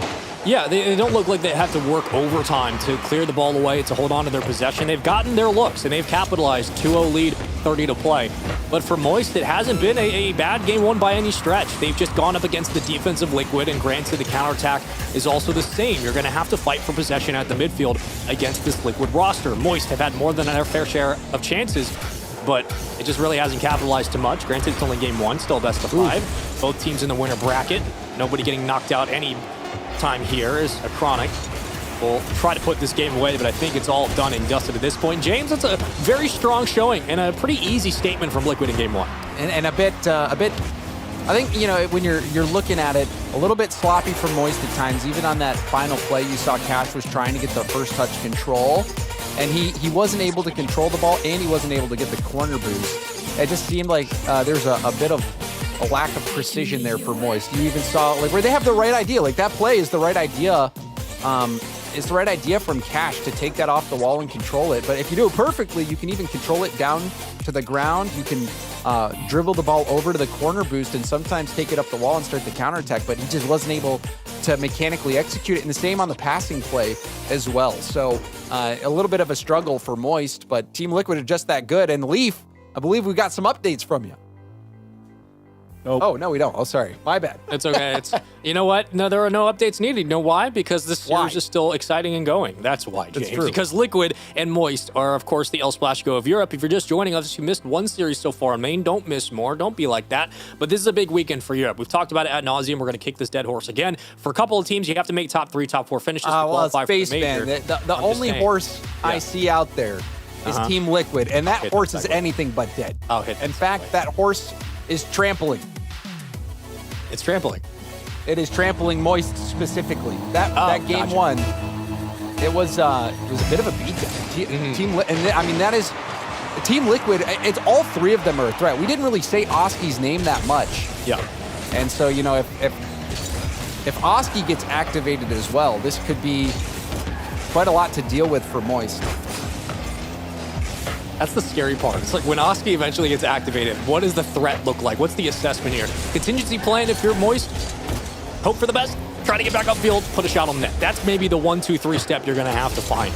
Because so far, Liquid had their way in game one, but they clean up the mistakes from Moist. You're probably looking at a different series result. Let's keep it going, a 1-0 lead. Can you build upon it? Team Liquid trying to get back to the midfield, but here comes Joyo, so threatening and lethal in the dominance in the prior series against Hogan Mode. And to start, he's still finding boost in the corner. There you saw Juicy wanted to get the double tap. Cash battling through the bump to get a 50 as well. Tries to pinch it and does get a bump on a Chronic, but a Chronic battles back through. The double commit, now a save from Oski. You see Moist getting scrappy, almost battling that goal through. But unfortunately for Moist, the defense from Team Liquid barely holds on. And this is where the hitbox of the dominance can be so important for Moist. Just scooping it off the backboard, fighting for more 50s. What a double tap from Juicy as Joyo tried to set it up for his teammate. But here comes Team Liquid yet again with the defense. And it's plays like that where sometimes you can bait the double commit. And if they both jumped for that, that would have been a goal. But Team Liquid keeping their composure. You send one player up for the challenge. You keep one low. And that time it prevented a goal. So not only offensively are Team Liquid playing well and with poise, defensively also. Now, James, when you're a team like Moist, granted you can be as explosive as Liquid, you have the firepower on offense, the mechanics as well. When you're playing Liquid and they're kind of turtled up on defense, they're just throwing numbers at the ball and they're finding these clears. How do you break a team like Liquid down? What do you do if you're Moist other than infield passes? Is there an approach they need to change? I mean, there's a few strategies you can try to do. One is boost starve if they're staying in net, and then just keep the ball high on the backboard to where they eventually can't get up and challenge it, and then you go top shelf. The other one is demos. Those are the two strats that I would go to personally against a team that's turtling up. But then also you could go for those solo plays and try to play a rebound, but I think against a team like Liquid, the solo plays, it's a lot harder to make that work.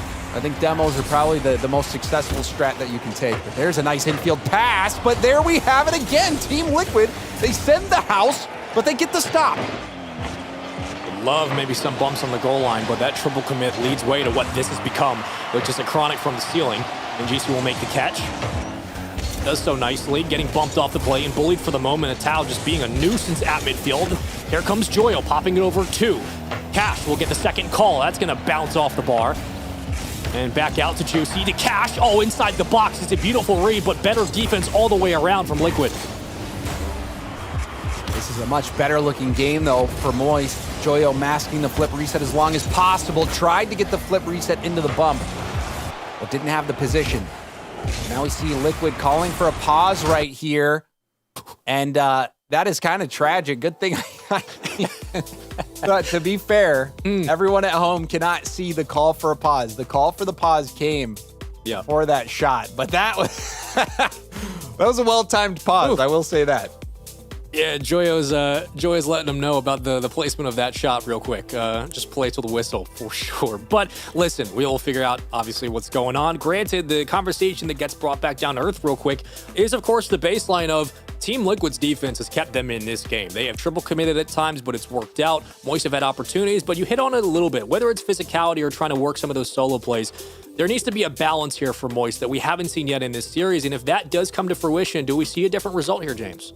Oh, certainly. I mean, even in the last game, there were just a couple plays where that precision was just off. But I think the other thing to point out, against a team like Liquid, you're forced to play at such a fast pace that a lot of times, you know, when you're going for that pass across field, you have to hammer that ball. Like you're hitting that ball 70, 80 miles an hour to try to get it to a teammate so that they can get a shot that's even more powerful. So even if you're just a little bit off, the pace is so fast on the ball, your teammate doesn't really have time to react. Your teammate is at the mercy of the passer to put that right on your nose. So Liquid makes it hard for teams. Moist has been hanging on, and in this game, I think they've had actually a little bit more offense than Liquid, but it just shows you that, you know, Liquid is a multi-dimensional team. They can play the crazy offense game. They can play team passing. They can play demos. They can play the solo plays, but also they can turtle up on defense and really make it tough for teams. You know, Team Liquid is one of the best defensive teams out there. They're so good at shutting teams down. So it's just, you know, this is a standard Team Liquid series and a standard Team Liquid game where they're always in it. And, you know, you just don't know how they're going to approach it. But so far, Moist, they haven't been able to crack through this armor of Team Liquid. Liquid are very good at pulling teams apart. Moist are very good at shutting teams down. We'll see how this one gets underway. Off the kickoff from 137. Resets back. We're back into it. Ladies and gentlemen, welcome back in. It's been fun, but can it continue? Oh, and it just might. All right. And honestly, it's like a Greek tragedy. The pause with the ball on the goal line, you unpause, and then Team Liquid scores. If you're a Moist fan, you know, you might be tearing up right now, and if you might even be crying. I know. I bet Rizzo, if you'll go over and watch his coast. Oh, but those tears get wiped away. Joyo blasted that ball in. Suck that tear back up. Get it back in there. It's fine. There's dry eyes across the house. You're good. I think he's happy now. Dry eyes. Dry eyes, and you know, you got your tissue there to wipe those tears away. And it's another passing play from Juicy. You really have to highlight the effectiveness of Juicy's infield passes. Even in the last series, he had that pass down to Cash, who hit it off the bounce. Yeah. I love that selfless play from Juicy. I think every team really needs that player that excels in that. But now you have Oski, who gets activated, Spaceman. Yeah, he excels in gasoline in the air, just burning the ozone and scorches the entire defense of Moist. All right. That's an interesting way to get off this kickoff. What was 4 minutes of Rocket League comes down to a pause and a 30-second spree of 3 goals. And another goal off the kickoff. Things go from bad to worse for Moist. Juicy getting pummeled off that kickoff, and then a perfect shot. 73 miles an hour, 117 kilometers per hour. That ball was belted lower corner. The fun part, the quirky thing about this is that we've had 4 goals in about 17 seconds. So history says if we're doomed to repeat, there's a chance for Moist to make this winnable. Who knows if it'll happen, but you need to swing upfield, and you probably need it about now as the bump comes through. Juicy flies off the play, and Cass will have to recover back to the midfield line on the catch. That's how in front, around 1, and that's how plays it perfectly. And Cash, he did well to dodge the bump. You saw him jump over the bump, try to get the wave dash control. Team Liquid are just too good, and now Oski, no way, he gets that double, almost gets a touch on it, but that's precious time ticking away.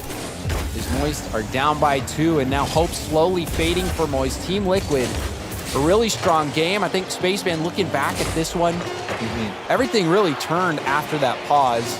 Obviously, that the shot, the viewers at home couldn't really see, but the call for the pause came out early. All the players saw it, and so when you get that space, of course you're going to go for the shot. So not much of a controversy there, but from the optics of it, even just as a player, when you're going for that shot in free play and you're going to hit it, you're like, oh, that's cool, that's great. But then to turn around and give it up right away, give up that goal, and then also to give up a kickoff goal, that's got to sting for Moist. Yeah, the call was before the shot even formulated, so it's never a question about that. But the momentum is the question, right? Like, pauses are tough. That's why you try to ice a team with a tactical timeout. That's why you have to be decisive with when you use those in a best-of-7 format, because you're trying to get the momentum to swing back. But Leaf, when it comes to momentum, when it comes to teams finding the right angle, the right rhythm, of course that's happening throughout the bracket really here. What do you got for us? What are the updates? For some teams, yeah. Thanks. Sorry, I was still doing some calculations on what the script was supposed to say before in that last one, and I figured out what I want to happen here. So I got BDS right now on match point, remember, with a win here. That's really good because that's a major clinch for them. K-Corp also fighting for a clinch to the major with a win over Guild, but it's actually tied 1-1 right now. K-Corp not having the easiest of journeys, even giving up 2 games to Solary before. I will say Luna Galaxy is up 5-1 on BDS right now. I just want to let you know. Interesting. And that is quite interesting. And also the K-Corp results. I mean, we're here, we're watching these games. Spaceman, Juicy. Ooh, there's still no clear, but that was one that got away from Liquid there. But I mean, it's interesting not being able to watch those K-Corp games. You wonder how they're going so tight. Still though, K-Corp, they managed to get the wins. Yeah, all is well, but you kind of expect K-Corp to have a bit of an easier go. You do, but they've also kind of been a team as of late who have maybe struggled on Fridays. They've never faltered because of it, but they have certainly struggled like a phase in North America. But you also look at teams like BDS who are hitting stride at the right time, and Vitality who's just sitting comfortably and continuing to win everything. So very interesting top 3 mix we got going on in Europe. One of the more interesting, of course, regions across the globe when it comes to just the storylines that this region has. And I can't wait to see hopefully all 3 of those teams at the major. It's going to be a fun one. But if you're Liquid and or Moist, like this weekend matters the most for all of you. Of course, the top 3 finish for Liquid and they qualify for the event. And has a great rebound and recovery, but Juicy parks the bus and keeps this one out. And there's a Chronic. A Chronic is so annoying to play against upfield. He can stay in the play longer. He can get those tips to prevent you from clearing it out. He's really making things difficult for Moist. And now Oski sees Atto. Atto off the ceiling. No way, he gets the double. Trying to leave that out. A Chronic dove in. And Oski will get up early for the challenge. And back onto it. Flip reset, shut down. Oski trying to just keep the ball out of the hands of Moist. Joyo around 1. Oski gets 1 small pad, but will clear it out. Oski having a few back-to-back defensive plays that have been clutch for Team Liquid to slow down this Moist attack. And how annoying is it to have to play Oski in that offensive third right on the goal line where he's getting 2 touches, winning the second touch, the rebound to set up for Team Liquid, another swing where opportunities are there, and Liquid are marching. A Chronic doing the same and holds the line, Octane in hand, back on the pass. A Chronic will cut in and works off with the respawn from Joyo. Numbers start to split here as Moist are throwing everything they have and the kitchen sink to try to get this ball out, but Atao is just too strong for the moment. Juicy. I like what Juicy did there. Go up on the wall, take the space, force the defender off the ball, and then march that even further downfield. That was poised there from Juicy. Juicy just trying to get a little bit of breathing room on this Team Liquid defense. Juicy right behind him and gets the corner. Oh, no, doesn't get the corner boost steal. That leaves it for Atto. And now immediately that comes into effect. Oh my goodness! You cannot give Atto boost! Otherwise, he'll use it to destroy you! You can't give him space either. Somebody, please, think of the game. Think of the legitimacy of the defense. Evades 2 on the pressure, the reset, the placement, top shelf, $1,000 a shot, and he pays it every single time. My goodness. That is a shot that makes you just go, sheesh. You have to play against that if you're Moist. It's not just the counterattacks, it's the liquid aspect of liquid. Yeah, and I mean, when you say the liquid aspect of liquid, what that makes me think of is just the fact that any one of those players can make impact plays like that. That was an impact play from an impact player.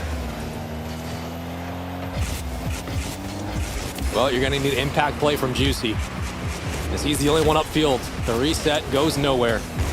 Cash trying to keep the play alive. Here comes Joyo. The Dominus top bar, the demo that helps. And right off the crossbar to Juicy. The rebounds are here. Opportunities for sure. Interesting from the ceiling, but Liquid hold their horses, and for the moment, they have possession. And they kept that horse on the goal line. And again, it's the patience on defense. You let one player challenge, let one stay down, and good comms and good rotations to not have two people jump. Very easy to send two in that situation. But in those situations where that has been a threat, Team Liquid keeping their composure. And now you can see Atto making things awkward on the goal line. Ball out to Oski. Oski going for the backboard, forcing all three to challenge. Atto around one, hits it off the post. Nobody's there for the rebound, but that was a shaky play there defensively. Moist getting out of that, not because they made the stop, but because the shot wasn't on target from Liquid. And these are back passes that normally work for Moist. They just can't get anywhere. It's constant pressure from Liquid. The corner's deleted, the midfield is locked down, and these extra touches from Atal, from Oski, that keep Moist occupied. A busy defense is a defense without time, and they are losing it now. They need a goal, but Achronic wants to put this series away. Could it be a 3-0 for Liquid? Juicy from the sidewall, going to try to keep it going into the corner, and that will do it. A 3-0 indeed. Liquid, what a way to close it out. Oh, they made it look easy. I'll be honest, Spaceman, Team Liquid made that look easy. That was a dominating performance. But really, the only goal of that game was the spectacular solo play from Atto. And it resulted from the left corner boost, which hopefully we'll see on the replay here. You know, there was a corner boost that was left up. Atto took it and just did work with it.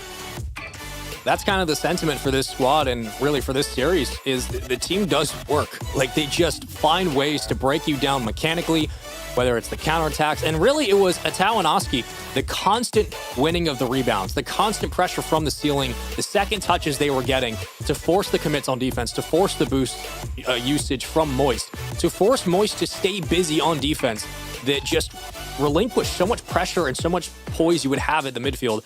And Leaf, I mean, this is a Liquid team that they need to get top 3, and so far they look like they're on their way. Oh yeah, no, they're looking good. That's why I was kind of confident coming into that. I've been having the sneak peeks watching the team streams going on right now, and we are looking into some of them as well. Reminder, team streams across the board, so go support your favorite teams in this round right now. K-Corp and BDS are both fighting to clinch a major spot here with their wins. Vitality also has a good position for themselves right now with Liquid defeating Moist. If Vitality defeats G1 in this round, then Vitality will clinch Worlds. So they could just, with the dub here, it's in their hands to clinch Worlds for Vitality. So all 3 matches has something on the line, but Luna Galaxy's actually putting up a bit of a fight for BDS, who's trying to clinch majors. But I mean, just thinking about the Vitality story, I mean, if you remember back to the fall split in the fall open, Vitality, they didn't even make it there. You know, there's a point where Alpha's like, oh, I don't even know how to play Rocket League anymore. Well, apparently that was bogus because now why? Yeah, I mean, now a chance to clinch Worlds here now. Really, it's been a redemption arc season for Team Vitality, and they're starting to look unstoppable, but it's also just one of those stories that I just cannot look away from. Oh, what a shot. All up, okay. Off the crossbar. I like the pressure from Luna Galaxy. If you're going to keep BDS stifled, that's one way to do it. Keep Rise out of the play for sure. Yeah, final minute, single goal here secures Team BDS a major spot. Which is another redemption story. When you, like Right. BDS coming off a world championship title, and then they make a roster change. They bring in Rise, who has been jumping ship from one to another, finally lands himself on a battle cruiser. And it seems like they are finally getting these results that everybody expected. So it was not a given for BDS either. The fact that they have made this happen is a remarkable feat. G1's currently up 2-0 in Coliseum against Vitality. Okay. It's a Friday in Europe. I can't wait. Again, baby. Big one for Vitality. Oh, there they go. Okay. Yeah, you cursed it immediately. Just give him time. Give You're him not time. even casting this one, and you're. That's what we do. We're a universal constant, man. That's just across the board. Yeah. Something starts going wrong, you can blame one of us. Uh-oh. It's a... Oh. Nice placement. And then that K-Corp one, just to give you an update, because it's not on screen right now.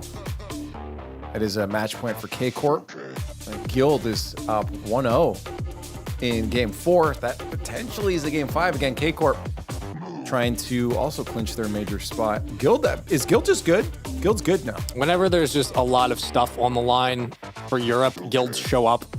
Like, they're quiet the rest of the year, but whenever things matter, guilds like, oh, we're going to play spoiler? Okay. And then they do that. So, it could be one of those days for sure. I was thinking reverse sweep right before that on Tundra. And now potentially Game 5. Oh, my goodness. Sorry, I was just... That's paying the third attention to crossbar Luna we've Galaxy. seen. I mean, yeah, it's been a lot of placement questions today. And granted, the teams have been off for a little bit. Maybe that's factoring in. Oh, there's 2 bumps. all Rise. Okay. That was the only spot that could go. Oh my goodness. I mean, Rise puts this top corner, and look at Mitane. That's Oh my, insane. the ball's just floating there, taunting. What a shot, though. And how fitting that it's Rise to score that critical goal. The player who was brought in place of Extra to make the difference. And I think we can say that Rise made the difference. Oh, yeah. Absolutely. And look, BDS has turned things around. Like, Seiko's been playing better. Monkey Moon looks comfortable. He always does, but Rise has slotted in nicely for this squad. They needed a clutch factor. They get that. BDS has really, really turned it around, which was imperative for their chances at the major, let alone Worlds. There it is. Clinched spot to majors there for BDS. Vitality. 30 seconds left. If they can nab themselves a goal, clinch themselves a world spot. On Zen. command. If we're talking about players to get the appropriate goal, that's the one. Oh, and look at Alpha actually getting the flip reset double in the corner at that low altitude. I mean, they are so fun insane. to watch. They really are. It really is insane, Spaceman. It's so, I think you're perfect. It's so fun to watch because for so long, I feel like people forgot how good Alpha was. And it really feels like he's come into his own. And I'm sure vocally he's been a leader of the comms, but he looks comfortable as ever. Zen looks comfortable on this squad. And Radosin, who had to step up his game individually, like there was no question he was forced to elevate to meet the prowess of these two. And this team just looks fun, man. Like this is the start of could be a new dynasty in the world. This team is so hard to beat. It's credit to G1 for keeping it this close, but Vitality are different. I mean, this game ain't over yet, Spaceman. Yeah, That ball's still up. Now it's over. Game before. There we I'm go. playing the script. I know what I'm doing. And with that win, Yeah. Vitality is through to Worlds, Leaf, if I'm not Worlds. mistaken. Yes, that is true. Vitality. We'll see them at Worlds, and that's huge for them. I mean, just that steamroll continues on with Zen. Like, it's just, if there was any weird doubt someone may have had, it's just got to be completely erased from every soul out there. And the thing that's also just, I think, fantastic for Vitality with a young player like Zen is now he's going to get this major experience with such little pressure. It's like the result really for the major for them, I would say, if I'm their coach, it's not really as important. Just look at this as the training session for the World Championship. The World Championship's what we're going to set our targets on. So, I think Vitality really is that team to watch right now. And I think is the front runner, that lead horse for favorite to win the world championship. But the major is going to be a fantastic glimpse. Getting to see Zen on land, that's going to be a treat. And this is great timing as well, too, because of all the times to get Zen prepped for a world championship, you want it at Boston. You want it at the major right before when Vitality are starting to hit maybe the start of their peak. You get him comfortable in that environment. And like James said, you just get him warmed up and kind of prepped for focusing on Worlds. Like, this is so much weight off the shoulders of Vitality, and now they can focus on fixing whatever fundamentals they want to fix or whatever they want to fix individually. This team's going to be very scary at Boston, even if they're not, so stressed out about, we have to make Worlds. Yeah. It's going to be a tough one. And K-Corp, with 5 seconds left, they hold on against Guild. That's going to find themselves. Oh, good. Okay, I did it this time. You cannot say that. What is your problem? Oh, no. How many years? Hold on. How many? Spaceman, Yeah. I need to find out. How many years have you been doing this, Leaf? How many years? I should know. I know. You ought to know better. I should know. Oh, no. The script is getting interesting. Oh, I better not say another curse. Ooh. The game is not over until that ball touches the ground. I thought Say it again, Scrub taught James. you that already, huh? Yeah, did you not listen to Season 7, Leaf? Yeah. Did you What's not wrong watch? with you? Come on, Leaf. Yeah, no. What's wrong with you? I have a short-term memory loss. Long-term memory loss. I don't know what's happening. I think it's just Yeah, a you just have memory memory loss, error dude. right now. Is this okay? Is the water okay in Canada, my man? I'm a ball chaser, okay? I don't think. Well, it's not over till it touches the ground, Leaf. The number 4 rule. Yeah, it's one of them. There's a lot of rules now. There's a built-in rule to Rocket League. Yeah. Yeah, I You smell know. toast right now, Leaf? Are you- K-Corp, just to remind people if they can win this. I mean, now how silly are you going to look if Guild he loses, yeah. scores the dude, if it overtime happens, wait, please winner? go 5. I want it to go 5 so bad. Oh, my God. Oh my God, it's going 5! I wrote the script! Leave. Let's go! Oh, man, you really messed up. Oh, man, I'm getting fired. Oh, I'm getting fired. Oops. great. This is so fun. Maybe I know what entertainment is, and I knew Hey. we need to go the distance. Oh, that was crazy. All right, Yeah, well, well- now things get even more interesting for K-Corp fans. Yeah, K-Corp's not a fan of me right now. That's for sure. That's a fan base I don't want to make enemies with. That's most certainly. But K-Corp, again, with a clinch, or with a win, they'll be clinching. But Guild is giving them a run for the money. I mean, the PSD Tundra already had a taste of this earlier on. They got reverse swept by Guild, and now Guild is giving them a run for the money. So this roster, that's what I'm saying. Is this team good now? Like, are we got to keep watching up for them, or is this K-Corp No, don't do it. on and off Don't do day? it. It's like a Venus flytrap. It looks promising, and then you realize they're dangerous at close, but keep them at a distance. No, I think are Guild capable? Absolutely, but I mean, Guild's done this before. They've caused spoiler, but when it comes to standard regionals where there's not a lot on the line, they haven't shown up. So I think they're a very good team of meeting the moment, but I don't think this is a change of script for them. Yeah, and I mean, I think they're showing, over and over again that they can make it to these top 6 type performances, but it's really beating teams like K-Corp that they're going to need to be able to do. Like the Vitalities, the K-Corps, the Liquids, the Moist. Those are the type of teams that Guild's going to have to be able to get over. And so maybe this is the time. K-Corp seems a little bit down. They went 5 against Solary. So maybe Guild can finally get that big upset. Well, that's not a great Claire. I'll start it. I'm glad you're. By the way, James, thanks for trying to balance out the odds. There it is. You brought it back to neutral. I'm doing my best. We've been Hard doing this work for a over long there, time. James. Thank you.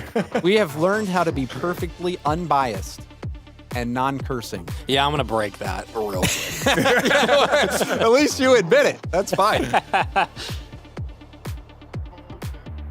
All I'm saying is, either of these teams had to play Optic for a world championship. They're getting smoked. Okay, it's not happening. They had to play Optic. I don't know why. I just wanted to break up the neutral part of this. Let's just start Back saying to wrong Carmi. things. I mean, we are in a bit God. of Oh my God. God. Okay. Oh my goodness.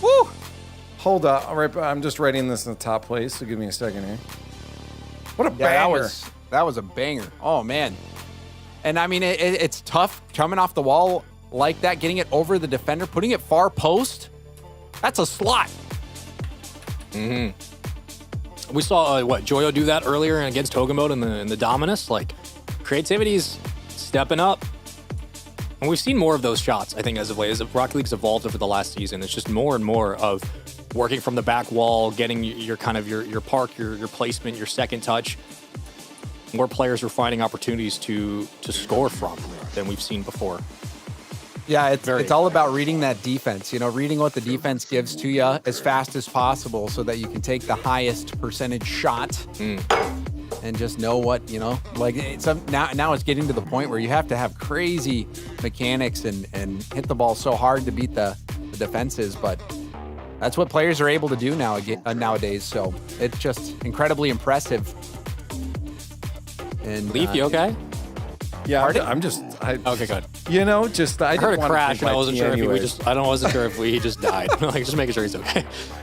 Just my tea. Oh, there it is. Exotic. Missed the keyboards. We're safe, chat. I mean, he flew from his own goal line, wins the 50, gets possession, and just pops it over. Anybody who doesn't have Exotic on like a top 10. And it looked like he also landed into a wave dash on top of getting the stop. I'd have to go back and look at it again, but it looked like he did hold his jump for the wave dash. Maybe you've even gotten a flip reset off the 50. I didn't see that close. I was distracted by Leaf's T.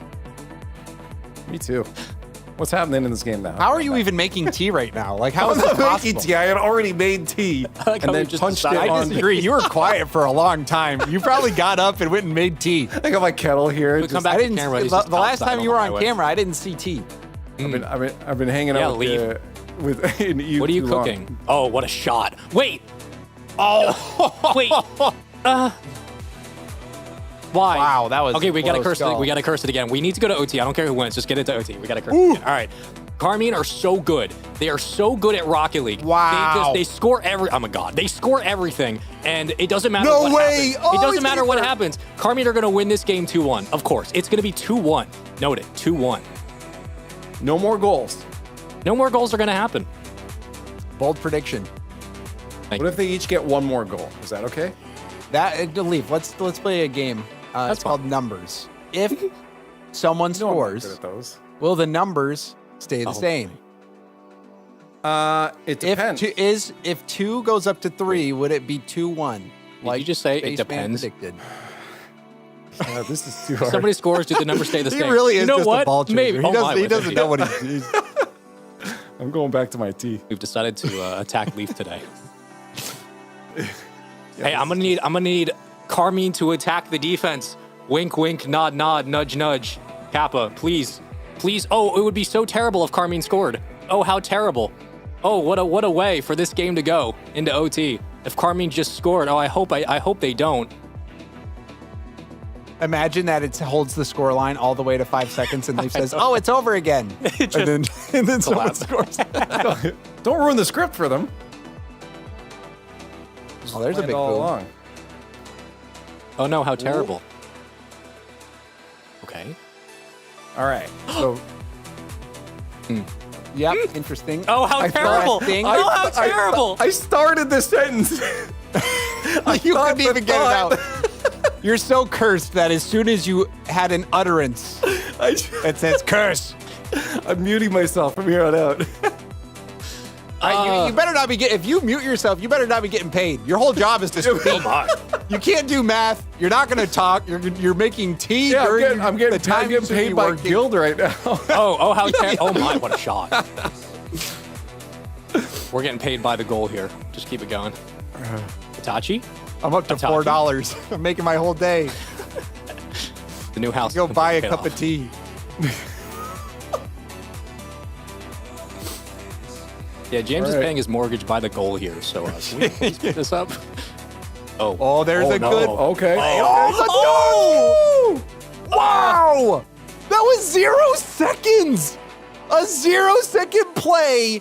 Vatira overwon the dunk from Itachi, double tap off the crossbar. No matter how bad you tried to curse Carmine Corp, somebody must have blessed them. Because that at 0 seconds, fending off defeat, that was an entertaining ending, to say the least. We did our job, Guild. You got to do the rest. I did my best. We did I our did my best. best to help him out. It's up to you, I man. did my absolute darndest. But there it is. K-Corp, with, as I was trying to say earlier, with a win, will clinch the major, and they've done exactly that now. And they will also continue on in the upper bracket, facing off against BDS a lot. Just got solidified in those quarterfinals, so just to reset everything, I definitely need a reset. We're going to go to a break, and we'll be back on the other side with some more Rocket League.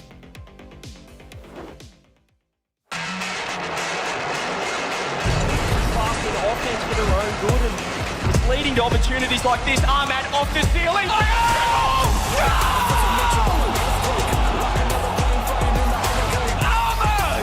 with the 7 from heaven. I get higher, I never tire. I'm a promise, I'm a mentality. Can they get control of this? Pop back from a towel as he takes control. Are you kidding me? This is really happening. It's really happening.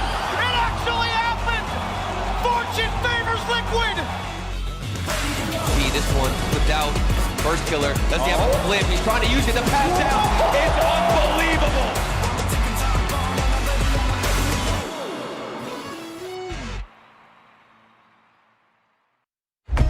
Game 5. Double match point on the line. Fury and Moist 5 minutes away from discovering who will have all of that on their side.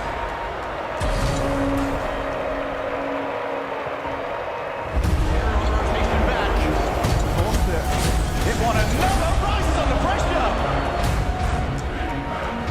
That was a forced mistake. Matrix is around the demo, gets the ball. He's now taking steps inside the field. On the reset, can he outplay everybody? That was otherworldly.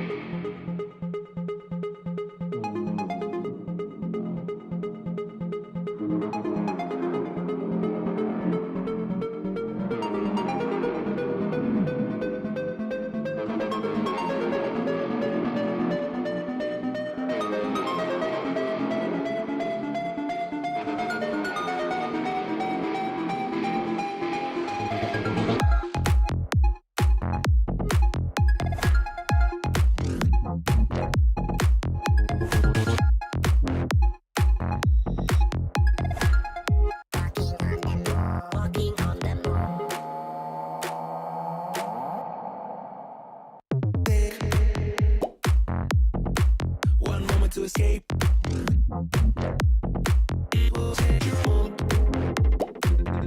When you're walking on the moon, walking on the moon, chase your happy place.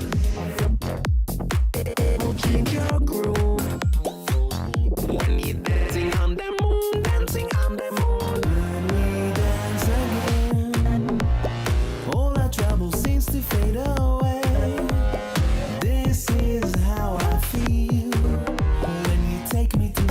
levels that I've never been.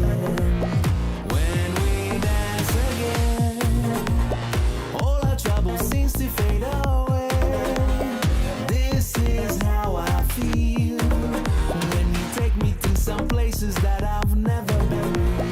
When we dance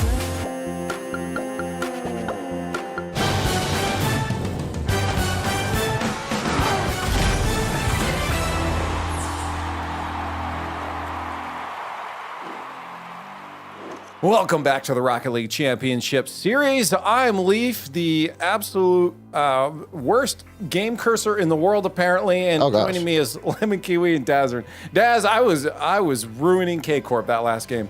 Yeah, listen, I'm going to speak for the K-Corp fans. Calm down, Leaf. We need you to stop. They're trying to get things going. Game 5 against Guild is crazy, but also Guild's putting some really good shots on. So I'm actually kind of impressed from what I'm seeing from Guild and this event. You know, they might be brewing up a run, which might not be good for a couple of these teams here in the lower bracket still trying to make that major. Yeah. Just the fact that there's this many game 5s is stressful with, how many implications we have for majors, for worlds, and the fact, Carmine, I've been dominating for so long, they can loosen up a bit, they can chill. They don't have to be number 1 all the time, it's okay. You tell that to Vatira. Oh, that's true. I don't think he's going to agree with that. But yeah, anyways, as you K-Corp moving on, they get that clinch for the major spot there. BDS doing the exact same thing. Vitality, if I'm reading this right, actually just clinched the number 1 seed for EU at the major, and they've also clinched their world spot. So Vitality is sitting there looking real nice right now, but down in the lower bracket, not so much. This is huge. As you just mentioned, Lemon, a lot of lives on the line down in that lower bracket. This is where things get really bloody, and it's only a best of 5 too, Lemon. Like that's stressful. Yeah, it's an ultimate race. There's only 5 spots for that majors. You got Moist and PSG Tundra that are in that one. A lot of worlds implications of just even a handful of points between a ton of teams from that 5th to 8th place area. So still a lot of possibilities, and it all depends on how this lower bracket goes, and especially who gets knocked out on Friday. And actually, it's got an update too from Direct. Liquid, because all of these teams that are in the lower right now, Liquid actually is clinching the major as well. So we're getting pretty locked in already here on day 1. But yeah, a couple teams are still fighting, and specifically that matchup we're going to be watching here on stream, and it's Solary versus PSG Tundra. So let's talk about that a little bit, Daz, because Solary's chilling right now, and actually the 3rd game will be KDOP's 1000th game. Wow. 11th to do so. The first, though, in Europe to do so. That's incredible. I mean, you do have to give a big shout out to K-Dop and his career, right? Like, what a long journey, 3 world championships. I mean, can't stop the K-Dop almost. Again, I was talking to the Green Room earlier just about the fact that, K-Dop had that reign where if he made a championship Sunday, you knew he was going to the grand finals.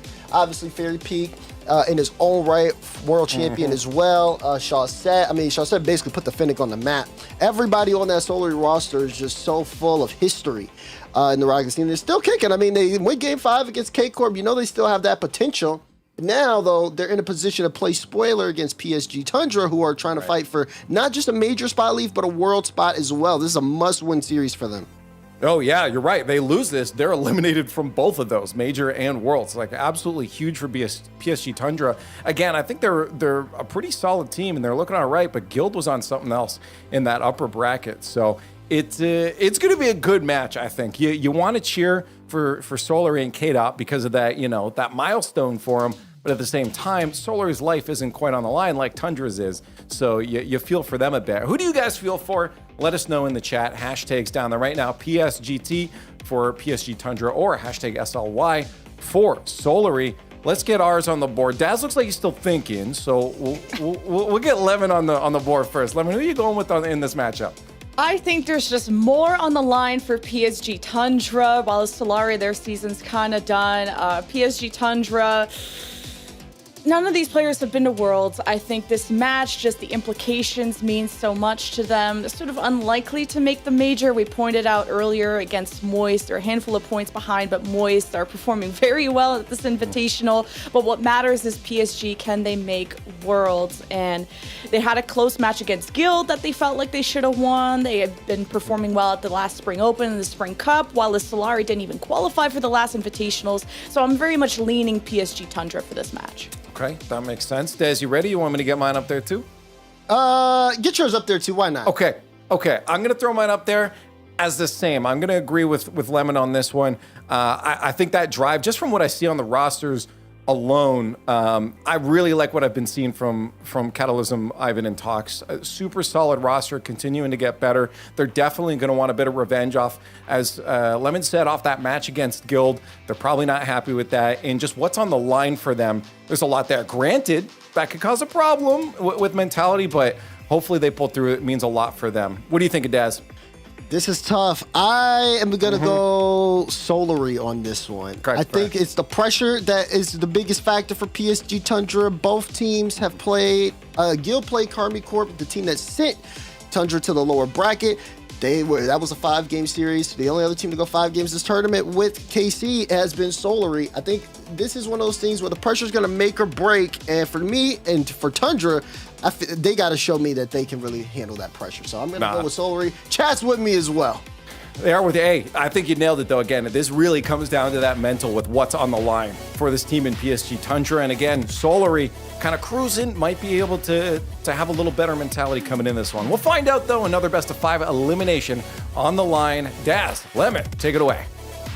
Oh, this is going to be a good match. A lot on the line for PSG Tundra, but Solari trying to go back to that prime that we know them for. World Championship caliber players. Got the 1,000th game milestone for KDOP. Excited to see how this is going to break down. Absolutely. It's going to be really big here for Tundra, especially how do they come out here in the opener? What is Solary going to show us here as well? You have to understand, again, Solary, not really too much pressure on their shoulders, but they still are playing really good Rocket League today. And if Tundra backs against the wall, season on the line, if there's any time you need to show up, it's right now. And sometimes they can let things slip. It'll be a true test of what they're worth, as we've already, for the openers, seen Solary start off with some good possession. And good possession off the back wall.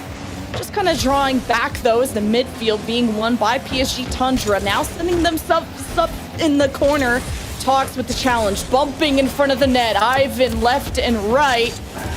Not able to just break through. Again, good possession, as you pointed out, by Solari. Yeah, good possession. There's Catalysm on the ball there. They're trying to get that dunk out. Ivan plays it off the corner. Talks a little far back. Plays that high. There's no follow-up.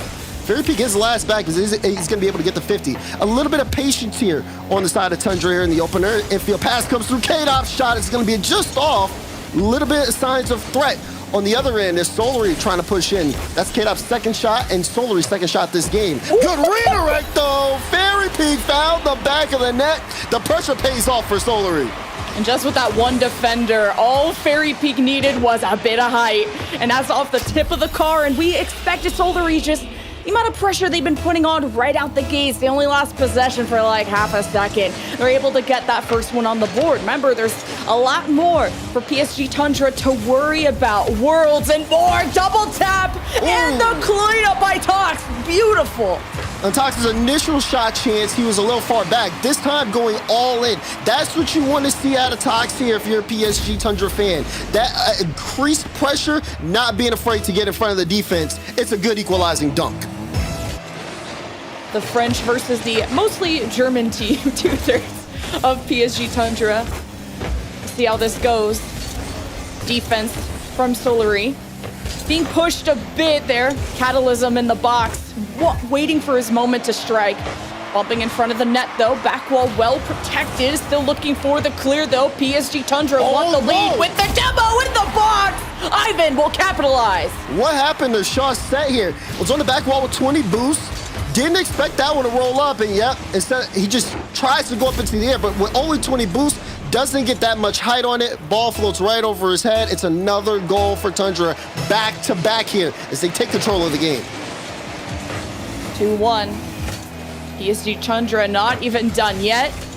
But with that kind of awkward fly by Catalysm to the back wall, they just give up possession. It's time for Solary to strike back, but needing to get on this ball. It's been good pinches now as Catalysm's back in the play, running out of boost, meaning to give this ball up to Solary to the back wall. Tox, good touch there.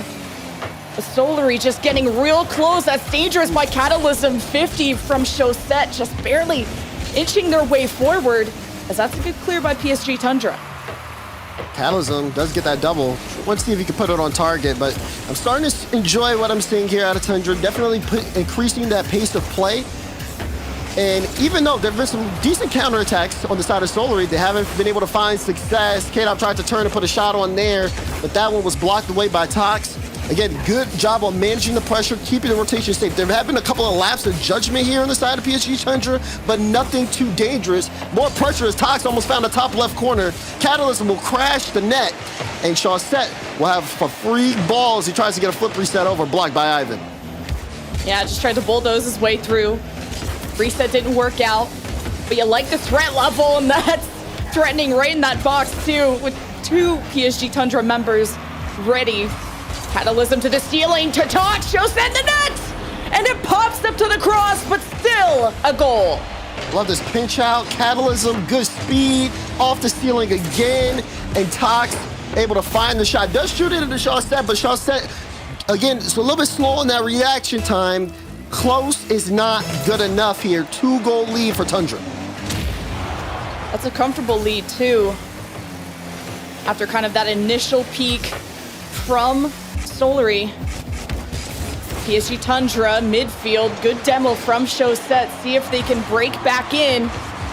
K-Dop and Fairy Peak need to work together, but in the air, PSG Tundra, just another beast shot with so many defenders. Chaussette saves it at the line.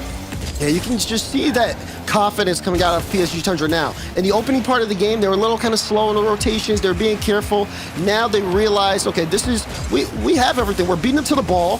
We're finding each other in transition, and we're putting on really good shots. And so far, that's been something that they've just continued to keep that in line. A minute remaining. It's up to Solary now to really force the issue. Another chance there. Catalysm, does he have it? He got it! Off the back wall to himself, and then played it right into the defender. And when PSG Tundra win these challenges in the midfield, it's easy to transition to that orange side. They play the walls carefully, and Solary just don't have those rotations ready. They're not ready on that back wall. And PSG Tundra, 4-1. It's really all she's going to be ready for game one. But Solary, they had that first goal, but then had the drop-off. Just not able to be as physical against PSG Tundra. Yeah, physical. You talk about that. There's a demo on the play there as well. Ooh, Chaussette in a tough spot. It's a good save out. Fairy Peak will get the clearance downfield. We're seeing a lot more goal line saves on the side of Solary. Play it out here. Final minute. Tox looking for the read, and I think he has some help there on the play. That'll be a hat trick for Tox. His third goal. Yeah, PSG Tundra's 5th of the game, and oh man, K-Dop tried to get a save instead. Solid redirect though. I'll give him credit. It's a good shot. PSG Tundra again are beating Solary in the midfield, beating them to the back wall. These offensive plays are being set up and executed almost every single time by PSG Tundra, who just needed a bit of that warm up, that bounce back. Here's the bounce off of the wall, and just not something that Solary could capitalize on. But the last 10 seconds, they're gonna let their foot off the gas pedal and think about game two. Yeah, at that point, you have to. It's about making the adjustments here. Speaking of adjustments, you have to give credit to PSG Tundra. Game one victory here. It's not just the fact that they took the first game, which they needed. You got to talk about momentum in a lower bracket run, but it's the way that they did it. First goal was scored on them. They saw again some counterattacks working really well for Solary, and that initial goal from Fairy Peak. They decided, okay, let's just try to increase the speed, increase the pace of play. It worked out really well for them. Obviously, you see it in the replay. That initial touch there for Fairy, but then again, Tox not being afraid to get into the air was, again, phenomenal game out of him. Of course, every goal from PSG Tundra assisted. They're finding each other in all these plays. Someone is getting involved in the front to open up some space. You love to see that. And you can already see it in the shots, just who was dominating most of that space. When you have 10 shots to 5, you're doubling those opportunities. But when those opportunities do happen for Solari, I'm feeling like they can connect the way that Fairy Peak was playing that deep, almost ready for that pass. They can communicate, but they just need to not let these mistakes or just being down for the count really snowball in their heads like that. We go to game 2, though, see if PSG Tundra can go all the way, because remember, a lot more on the line for them. And jump. Okay, we got everybody into the lobby here now. Just like you said, game 2 on the screen.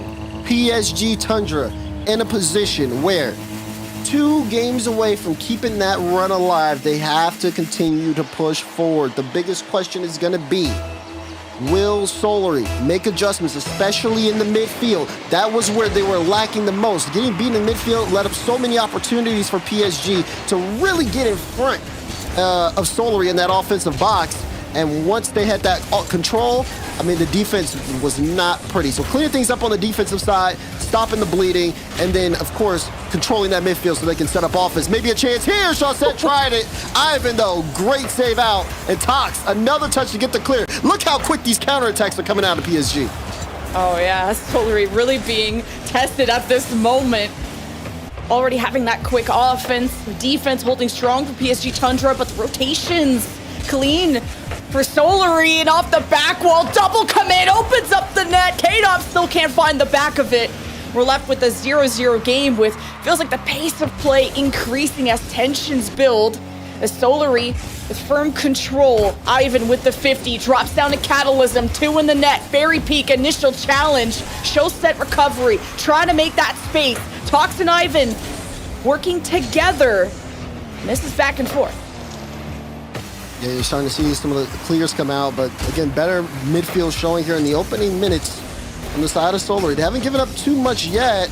They'll still, though, here they go the pass. 1-2-1, Ivan with that pop-up. Just trying to see if he can catch somebody up, maybe get a play off the back wall. Solari, good job at denying. It has been just denial after denial. Tox, PSG Tundra with an offense. They'll be missing Catalysm, so just have to buy some time. Tox also running out of boost means that PSG Tundra have to fall back for resources. Still going for demos, Joe, just to make sure that Solari can't do anything. Catalysm to the back wall. Tox with the shot. Ivan with the follow-up. All 3 involved and all 3 execute. So much space given to Catalysm. Played it high, forced Chaussette out. K-Dop had a ground pinch, but he was straight in front of Ivan, who shot it right at him. K-Dop's car couldn't even hit the ground. It was directly on the hood of Ivan, who, again, made things work there. K-Dop gonna try to see if he can grab one back with the double, but Ivan is there to stop him again. What a pinch from Ivan, just getting there at the last second to deny that double tap. Here is that midfield, though, for PSG Tundra, just dropping this off. Coming right back, though, with Solari fighting in that corner. But up in the skies is PSG Tundra, is so quick to get this ball away. And with that demo, you have a 3-on-2 for PSG Tundra. They can move up in this real estate, but Solari find themselves with their backs against the wall. Dangerous challenge there. 51 by Solari to deny this. K-Dop to the cross, the upper 90. How does this defense keep doing that? What the heck was that? Tox pinch off the bar. Said, no, you are not going any further to the ball. Gets cleared all the way downfield. And just like that, the offense has been very good out of Solari, but the defense has just been better on the side of PSG Tundra. Yeah, the way that they have these miracle, like jaw-dropping pinch saves in the net. 3-on-2, finally some physicality out of Solari, but you know, you need the ball to score. So at least they'll try to rob Tox of that, but Tox and Ivan work so close together in the box. This crosses over. Tox wasn't ready in time, but 1-0 for PSG Tundra with less than 2 minutes left. It's an open net! K-Dot, Chaussette, both upfield. Here, you see it right here after the clear from Fairy. They're in the same spot.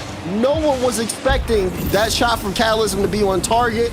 And boom, he just caught him out. They're so ready to get on offense, and you can probably see it from a little bit of frustration setting in. K-Dop has 5 shots this game.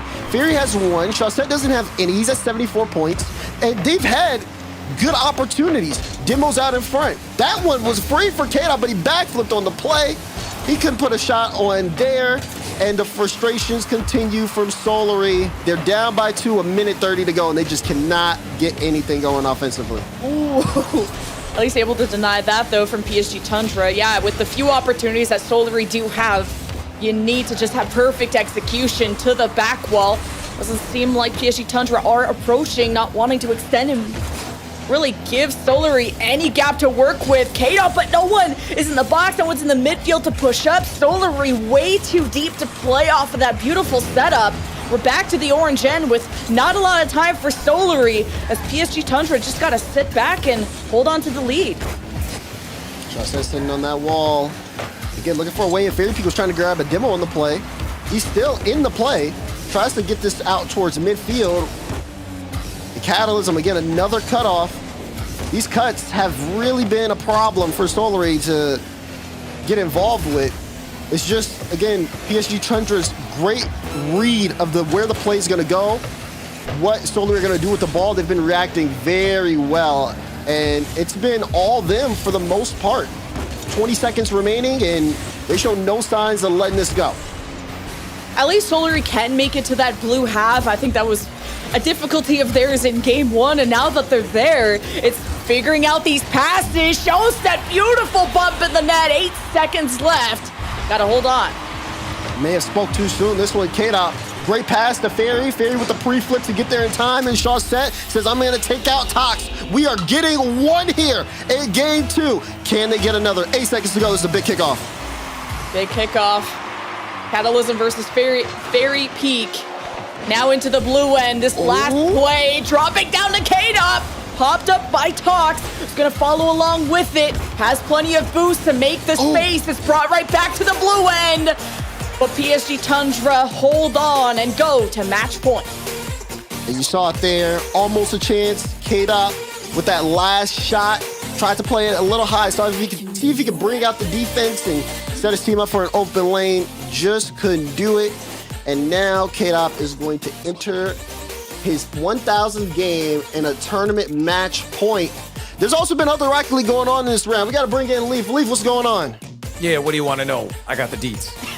I got them right here. Is there any spice? We got some spice? Yeah, not entirely. Well, taking potentially getting taken down by Monaco. Big for Monaco, of course, and Sup, because both those teams eliminated from Majors and Worlds with a loss there. So one of those teams will be disappointed. Match point for Monaco right now. Williams, Resolve, and Oxygen, I think maybe just finished an overtime. They were looking to try to set another record for the European season, so we did have that record set today. And then Hogan Mode, Fufak Stop, they're 1-1 right now in their game 3. And reminder that both those teams, that is Worlds and Major, gone with a loss. Oh, it's getting spicy. Obviously, first things first. First of all, Leaf, thank you for the update. As we get into game number 3, you have to say congratulations to K-Dop, win or lose, 1,000 games of Rocket League. Absolutely incredible. And again, to be able to do it, to be able to be in the game for this long, you have to, pay the respect there. That being said, let's see if he takes this game underway. Right now, PSG Tundra trying to close out the series. Solary trying to fight to keep their tournament and their season run alive. Yeah, you got to go out with a bang. And maybe that'll be the luck that his team needs. As Solary already had to prep up a defense, not being drawn out too quickly from their end. They got to figure out, even though they were able to outshoot PSG Tundra in game 2, it's just the mechanics that faltered when the pressure built up to that moment. So Solary can't be playing scared. They've been stuck now in this orange half for a little while. Looks like they're going to keep being stuck. Yeah, it's been really tough for them to be able to get out. Even looking at Tox, he's trying to see if he can make something happen there in front. And good touch there from Ivan to try to set things up. There's Chaussette sending it over to the side, and Catalysm getting that nice light touch. Still more control over PSG Tundra. Will they be able to find the back of the net? No!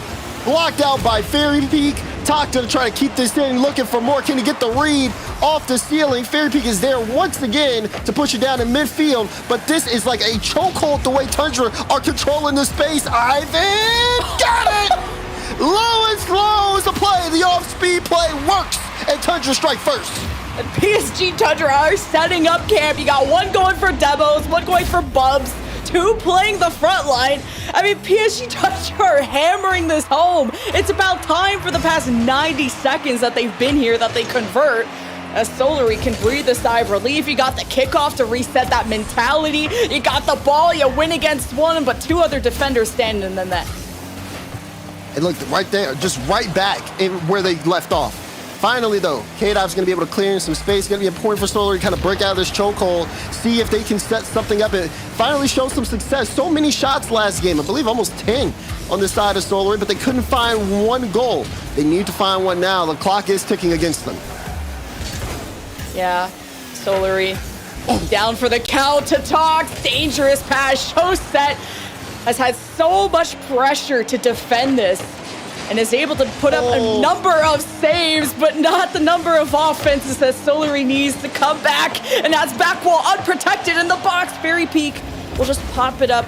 Out of sight, out of mind. Ivan setting up for a shot. Another deny. How long can Solary really hold up for? Fairy Peak flip reset. Does he have it? K-Dop got it! K-Dop strikes it. It's a thousands game to tie this one up off the assist from Fairy Peak. Beautiful flip reset to give K-Dop some room. And say we got a tie game. Solary able to claw back, at least with plenty of time to spare. PSG Tundra, though, have been the better team in this series. They can't be tripping up at the finish line. It's a 50 that stalls, and it's the right post that's found. Tox can't clean it up, and Solary can't even counterattack to kind of punish this overcommitment. As shot after shot, PSG Tundra finally convert. They are not letting up, and they're not making it easy. Look at that. Tox was up so early. Great redirect. Able to recover, put a shot on. Just had the defense in the palm of his hands. 2 minutes and 5 seconds to go. PSG Tundra back in front. They are trying to close this series out here. It's only a small lead, but Solary have had their backs against the wall physically just this whole game. And now you're just leaving the ball to Tox and Ivan. Solary just can't be watching this develop where they're going to lose and going to the back wall. Solary are denied again. They'll fight through the corner. It's a chance for Showset, who's just too slow to the pitch. And wow, what a shot from Tox. I mean, look at the counterattack. Look how deadly it is. Popped up. I don't think anyone even knew Tox was on that back wall. Beautiful, great redirect. I may have over-exaggerated the bang. It wasn't that much speed to hit the ground. Whatever. He's there, he puts Tundra in front, and he really puts the pressure on Solary to perform. 1:36 now on the clock. They gotta get something going now. And the passes from Solary have been there. They're just denied because they come in so slow, and you need to slow down the play to just find that accuracy, those mechanics that we know Solary for, but just not able to. PSG Tundra just kind of dangling them too, able to use the back wall. Shot from the midfield. Tox with the demo, gives back control to PSG Tundra. Solary only have 60 seconds. They're getting close now to the blue half. They are threatening the net left and right. K-Dop slowing it down, but can't slam it home. That clear gonna kill so much time off the clock, and this is exactly where PSG Tundra wants to be. In control, ball on the orange half, and saying, Solary, you need to come to us. As Solary really had a good drive, but look, double commits galore. Catalysm still gonna get there first. The dagger in the game, 4-1, as PSG Tundra just out-pressures Solary. This defense, too, has so many daggers into it. Solary has just been bullied this entire game. The amount of saves that they have to put up, 7 of them, especially Showset, who is usually reliable but can't be doing it all by himself. They're just passive. They're watching PSG Tundra do whatever they want with this ball. Fairy Peak finally there first. They got the clear, but an offense that just dwindles as Fairy Peak, very soft, gentle challenge just to get the ball away, but not really regain the possession for Solary. Ooh, cleared outfield. That's gonna get sent away. Doesn't matter at this point. Wait, I might have spoke too soon. K-Dop's gonna get one with 7 seconds left. They're gonna need a miracle here off the kickoff, but Shawset with the assist K-Dot to the top right corner. He's going to give them maybe some room to work with. Oh, 7 seconds. It's all down to this. PSG Tundra K-Dot flick. needing this. Oh, a flick of fire! 3 seconds away. This is possible. I did not think so, but it is. That's insane. They said 2 on the kickoff, killed the ball. K-Dot with the initial flick over. Even though it didn't go in, it left the defense in a tough spot. And follow up from Chaussee. Really big kickoff now. They need this to work out in their favor. Everyone goes up forward. Balls. No, it's going to hit the ground. And Tundra will close out the series in a sweep as they keep their major world hopes alive. And it was dominance in game 1 with that 5-1, needing Stellari to just become more and more aggressive in the game 2, which they were able to go to the blue end. Generating a threatening offense was now the next goal on their list. And Stellari did just that in game 3. Just it took till the second half until they produced that kind of offense capability. Whilst PSG Tundra didn't really have to change anything. They were just a better team this series. Yeah, they were. They had everything going for them. Of course, Solar was already eliminated from major and world's contentions going into this event. That being said, though, still one of those things where we got to, again, watch K-Dot play in his 1000th game of Rocket League. Things you'd love to see there. But PSG Tundra, they got Moist next. They're looking good so far. They kind of elevated going into this matchup. It'll be really interesting to see what they look like going up against Moist head-to-head, but we still got more Rocket League to go as this round is not finished. Oh man, this is 2-0 for Oxygen against Williams Resolve.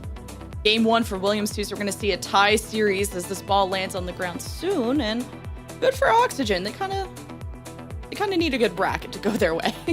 Yeah, they do. Oxygen Williams is definitely going to be an interesting one here to kind of check out. Williams taking the first game, not really too surprising. Like, there's a lot of talent there. Oxygen are definitely the favorites going in. And then, on the other side, we got Brogan mode. Wait, they're playing Fufax Stop still. And I think, yeah, this year's tied 1-1, but now this is a tied-up game here. And, oh, no, Scrub can't find the corner. They got to rush back. I'm predicting a Hogan mode win. I'm letting everybody know right now. And you were saying in first touch that you got a lot of those predictions going your way, right? Yeah. We had our own prediction bracket, and this is kind of on par with how everything's going here. I think we had, we had most of this. We only missed like one match in the upper bracket, but now we're here in lowers, and this is where things kind of get really tricky because next thing you know, people start to turn up when the back's against the wall. I think we had Monaco losing to Sa, and I think that already happened. So, well, Monaco ended up beating Sa. So, but it'll be interesting here. Minute 25 to go. I want to see who's gonna be what's the kind of impact right now. I'm seeing definitely a lot of field presence on the side of Hogan mode, a lot of control, things you'd love to see from them. Oh my god, wait, they got 2 in the air. Wait, that worked. I guess they said 2 and it works. Growly is gonna put it in the back of the net and Hogan mode are in front. Why did I ever doubt him? Like how the Pepe Frog in the top right too changes its emotion when things are going bad or good. He was just like so angry, and then they score, and it's all of a sudden happy. I love to see it. Leaf, how are your predictions going? It's been kind of a wild first round with how many game 5s we had. I don't predict Europe. I mean, I have to because we have a graphic for it, but I don't know. My all I hope is that Hogan mode makes it through. That's all I'm betting on here. I do want to let you know that unless I did already, the Solary PSG Tundra match is done. The Monaco sub match is done with a 3-0. There it is, the Williams Resolve Oxygen one. I wanted to talk about Oxygen a bit though, because like I've talked a lot about Hogan mode. Are we concerned about Oxygen at all? I feel like they've just consistently had some problems. Well, if you want my opinion on it, yeah, I didn't really have Oxygen doing that well going into the split personally. Okay. So it's not surprising to me, but I think other people did, and yeah, I would say be a little kind of concerned here. They needed like one of those miracle runs They're going up against a Williams Resolve team that is already taking a game off of them and can work when they have the confidence. But one thing I noticed from Williams Resolve when they take their losses is that sometimes it's just them playing the game too fast. They get a little antsy, and then that causes just some issues down the stretch. I'd say on paper, Oxygen is a better team, should win this series, as that's right in front of the goal line. Oh gosh, Flame. Great. I guess I had Oxygen doing okay like this bracket. I don't know. I'm not as down on them. They got top 6 in the Spring Cup, and they had to go to Game 7 against Moist. So maybe I was a bit higher on them. But yeah, going 1-1 against Williams Resolve. Maybe we'll wait until this game ends before figuring out if Oxygen are doing well or not. And we did see Hogan Mode getting the dub over there. They're off against Guild, who's looking pretty hot right now. I know they're in the lower bracket, but Guild's looking like a formidable roster, and Hogan Mode will face off against them in the next round, which will be played today. We have one more round after this one, and Williams Resolve Oxygen. This is our last round of our lower bracket round 1. And I'm just checking here, scrolling all the way up here. Oxygen, okay, yeah, with Oxygen with a loss, I believe is not eliminated from Worlds, just the major. And then it's Williams Resolve that with a loss is eliminated from both. Yeah. It's Oxygen, again, making the fall and winter major. So, still having a lot of points. I think it really just depends on other teams that make it. Oh my God, Breezy, that was clean. Like, look at this again. Ball out in front, look, off the ceiling, let me get that. Let me get a flip. Oh. Let me get the dunk too. Give me it all. Hey, wait, who's that? Oh, it's a hootie who. Oh, and we got to listen in down on the field? Let's head down there. Great first touch from Archie. Ixo on the clearance. Finds Archie to the sidewall. Now Oxygen looking to set up some offensive presence.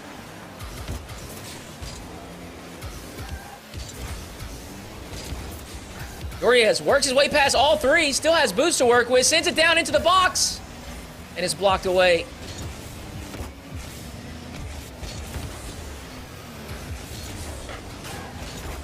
The shot, once again blocked by Flame. Ixo with a dunk over Noah will keep this alive. And Breezy, the diving clear from the backboard will be enough. And the bump on Joriez. Gonna slow down the Oxygen press. Archie with a nice pop. First touch is good.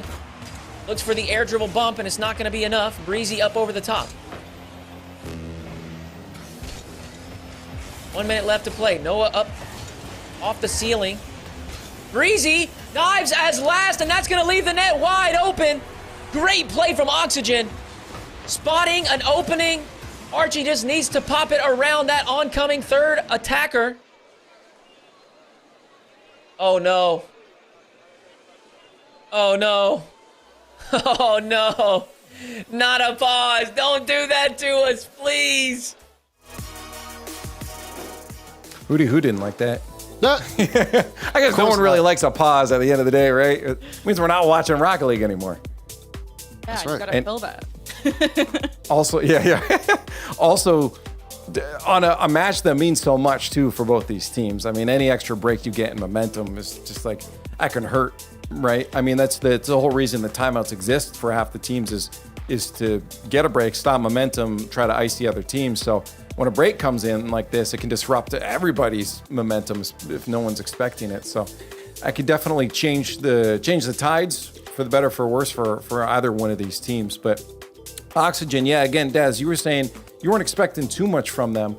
I just feel like for me, maybe I shouldn't have, but it's just like I don't know. I still look at these players, I look at that brand name behind it, and I still feel off that they're continuing these scenarios. Like, I don't know if it's just, again, I'm behind the times on how it's been changing in the region here, but it just feels like as a team I would still expect to be in a top 8 consistently. Yeah, like I said, on paper it makes sense, right? You have Archie, Jorius, Ixo, even Snasky coaching. Like, that should be success on paper.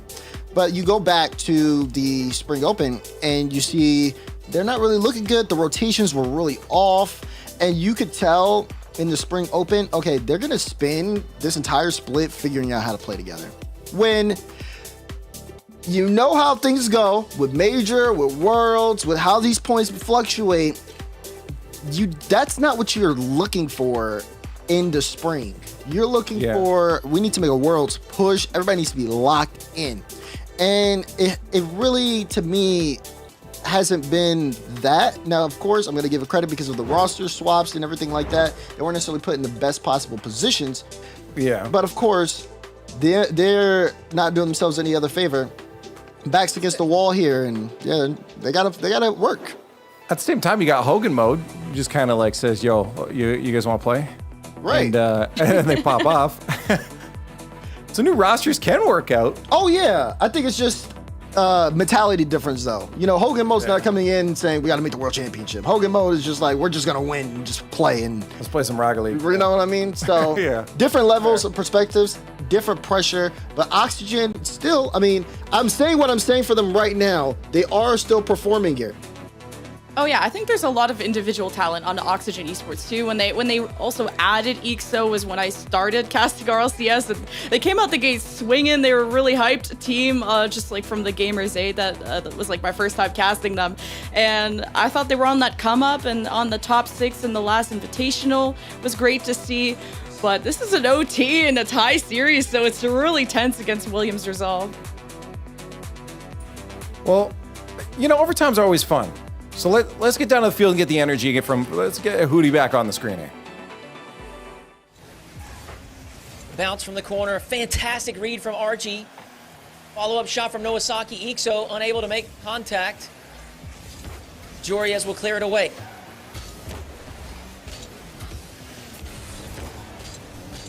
Ixo trying to slow this down in the corner. Joriez waiting. Far post. Oh my word. The dunk does come across the face of the Oxygen net. Ixo unfortunately dodges away from the ball. Archie up the pitch. We've left Joriez on an island by himself. Woo! I'm starting to get nervous. I don't like these touches defensively. Ixo with the clear will push Resolve back. Ixo and Flame. The double demo and a total whiff on the shot. Nerves have to be playing a role here. Oxygen understand the pressure of this series. 1 minute into overtime. Nowasaki sends it across. Ixo back across. He will find Archie. Pops over one. Breezy with a mistouch. Flame back behind him will bail him out. Joriez to the backboard. Looks for this narrow angle double. Ixo opts for the boost. Demo. Flame sends it to the side. He's got little boost to work with, but he will send it into the corner. Ixo's clearance finds Nowasaki in the midfield, who's also on 0. Breezy able to keep this alive. Flame knocks it central. Breezy steals the boost. So the reset, he's still got some to work with. Flame shot and Joriez there. We'll send it away. Another shot, top shelf, blocked once again by the Oxygen defense. Archie this time will keep it out. 1:53 into overtime. Oxygen surviving some close calls. Need to break out of defense sooner rather than later. Great first touch from Joriez and the reset. He's there for the dunk to the backboard. Ixo there for the shot, top right.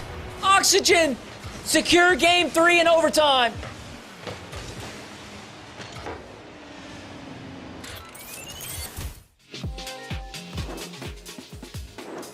All right, that's one more for them. Again, Williams Resolve backs against the wall. This is Major and Worlds on the line for them now as Oxygen goes up over the match point. But Oxygen, again, I think, in my opinion, has the bigger proving point, as we were just talking about when it comes to the brand name of the players, of the org, of this team in general, and what their results could be. This is extremely important, in my opinion, whether or not they're going to be eliminated from Worlds to be able to get a win like this, Lemon. I think it's just when you have had results before, not having them can be a little demotivating. Yeah, But at least what's motivating is I actually got to watch the women's team for Williams Resolve, which just made me think about them and how fun DreamHack was at the Rocket Clash where Williams Resolve got top 4. So can they kind of channel that winning top 4 energy in this bracket? They're not using it right now. They absorb it. Bring it over here. Yeah, you got to bring them over. But hopefully the Williams Resolve ladies are here cheering them on. It's an important match point for Oxygen. Yeah, this is, again, both these teams have got to be feeling, like I would not want to be in either one of their positions. Yeah, this was definitely interesting here too, because Williams Resolve, obviously, lose here, you're eliminated from Major and Worlds. On the side of Oxygen, you lose out on Major, but there's still a World Championship on the table. So still plenty of time to kind of get things together, but you still want to have a good showing. You don't want to go into the World Championship or potentially World Championship wildcard. I don't know if they've clinched main yet, but you don't want to go into that with a feeling of, wow, we can't even win here, in the regional events. How we're going to do well in Worlds? Obviously, I would assume they have a better mentality than that, but it just doesn't. It kind of lowers the stock of them going into it a little bit. So they would have to really make a lot of kind of improvements. Still, though, they would have the time to do so. So, and yeah, they haven't clinched Worlds yet, but they are looking pretty safe right now. So, yeah, we'll see how things develop. No, yeah, that really is the biggest thing too. Is like just because you end up being safe, for like a world scenario, it's like, okay, if we're performing like this now, are we just going to perform like that at Worlds anyways? And that's not something you'll be looking forward to. So cleaning things up now is still extremely important for a team like Oxygen. Like it's as you said, it's just you need the results all the time if you want to be one of the best in the world. I'm getting Game 5 vibes already. Williams Resolve was just throwing shot after shot at that net. They're up 2-0 with only like a minute that has gone by. Now they're demoing Oxygen, so Williams Resolve want this Game 5 bad. Oh, no kidding. I mean, match point. You got to start throwing everything out. Oh, like elimination from Major and elimination from Worlds. Oh, goodness. You just give everything. Oh! Another one. That's awkward. Oh, I don't like that. Oh man! Look at Hootie. Look at Hootie's face. He's like, what's going on? Hootie! Oh, I knew he wasn't gonna like that one, Hootie. He's the ball dangling in front of the goal line. The pause comes out. He's sitting there like, "Come on, man! That was the best chance." It was looking a little awkward too, because one of the things I wanted to say in terms of that game specifically, there are by 2. I saw a little bit of that antsiness. Noah Saki threw himself out of position. He was third man back. They started scrambling. Could have been another goal there. Next thing you know, it would have been a 1-goal game with 3:30 left, and it could have shifted there. So I don't know. We don't know what happened with the pause, but that is what it is. That could be the strat though right now. For as I said, for Williams Resolve, what I was starting to say is at this point when your back's against the wall, you just have to start giving everything. I mean, it's match point. You lose this, you're done, right? So you just kind of start doing some crazy stuff. And sometimes... like paying off the refs. Yeah, right? I mean, you lose the inhibition, you start taking the risk, you start doing things that the team's not prepared for, and sometimes you start getting goals, and they are up right now. Yeah. Actually, speaking of which, chat, can we press 1 if we think Sipical's controller was the reason of the pause? I just want to see something real quick. What the... Oh, my God. I don't know. Why are you throwing him under the bus? They already throw him under the bus. They already do this without our help. Big shout out to everybody watching the Twitch chat right now. Yeah, surely, we'll call Sipical up and we'll try to get that controller fixed as soon as possible. Now, going back into this matchup here specifically, the pause actually kind of helps out Oxy because it gives them time to talk things over. Like you said, let me keep it. There was a lot of offense coming out of Williams Resolve really early. They were striking, and they seem to have some of that newfound confidence. For Oxygen, definitely has to be kind of managing that kind of pace of play a little bit more. I want to be able to see them kind of find each other, though, in terms of just being able to set up more passing plays. Maybe even if they can't set up passing plays, then to buy someone some room in the midfield to show more of individual mechanics, because all of them are very incredible with their individual mechanics. They can pull out 2 defenders if they have the room to, but we haven't necessarily seen that. You got to give credit to Williams Resolve for being really aggressive on the challenges, but that could change if somebody can get some space, or maybe if they get a little faster on the field.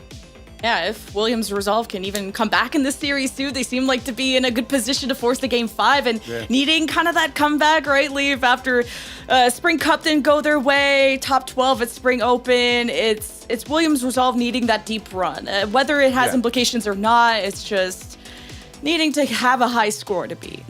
Yeah, I think the scenario between these two teams right now, if we're looking at the overall of it, is Oxygen, in my opinion, comes out on top. Again, like this is a team that I would expect majority of the time to be winning a matchup like this. But at the same time, we've seen great things from Williams Resolve, and now they do have, as I mentioned before, a little bit of that potential upper hand if they can go in without the inhibitions, play the game, have fun with this. As scary as it is to be eliminated from Major and Worlds, but just go in, have fun, and say whatever.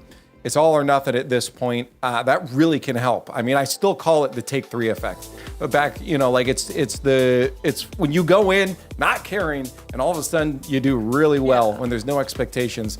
If they have Williams Resolve has too many expectations on themselves for this matchup, I think that could be detrimental, in my opinion, to the mental, because you hold yourself back, you play a little more reserved, and clearly that hasn't been working when you're sitting at match point. So I want to see them just send it lemon. I think that mentality is really important of what you said, of just kind of loosening up, having fun. Because Daz, you remember at Serial Worlds where you did a number of these interviews where you were just asking about the land pressure, which obviously is a different environment than this, but just going into the match, the type of mentality a lot of the teams had. And I want to say the European teams on day 2 and 3 definitely said, we're just here to have fun. And how it goes, however, the way it goes, they're really proud of what they did. And I think that's important to just not put too much pressure on yourself. Right. Yeah.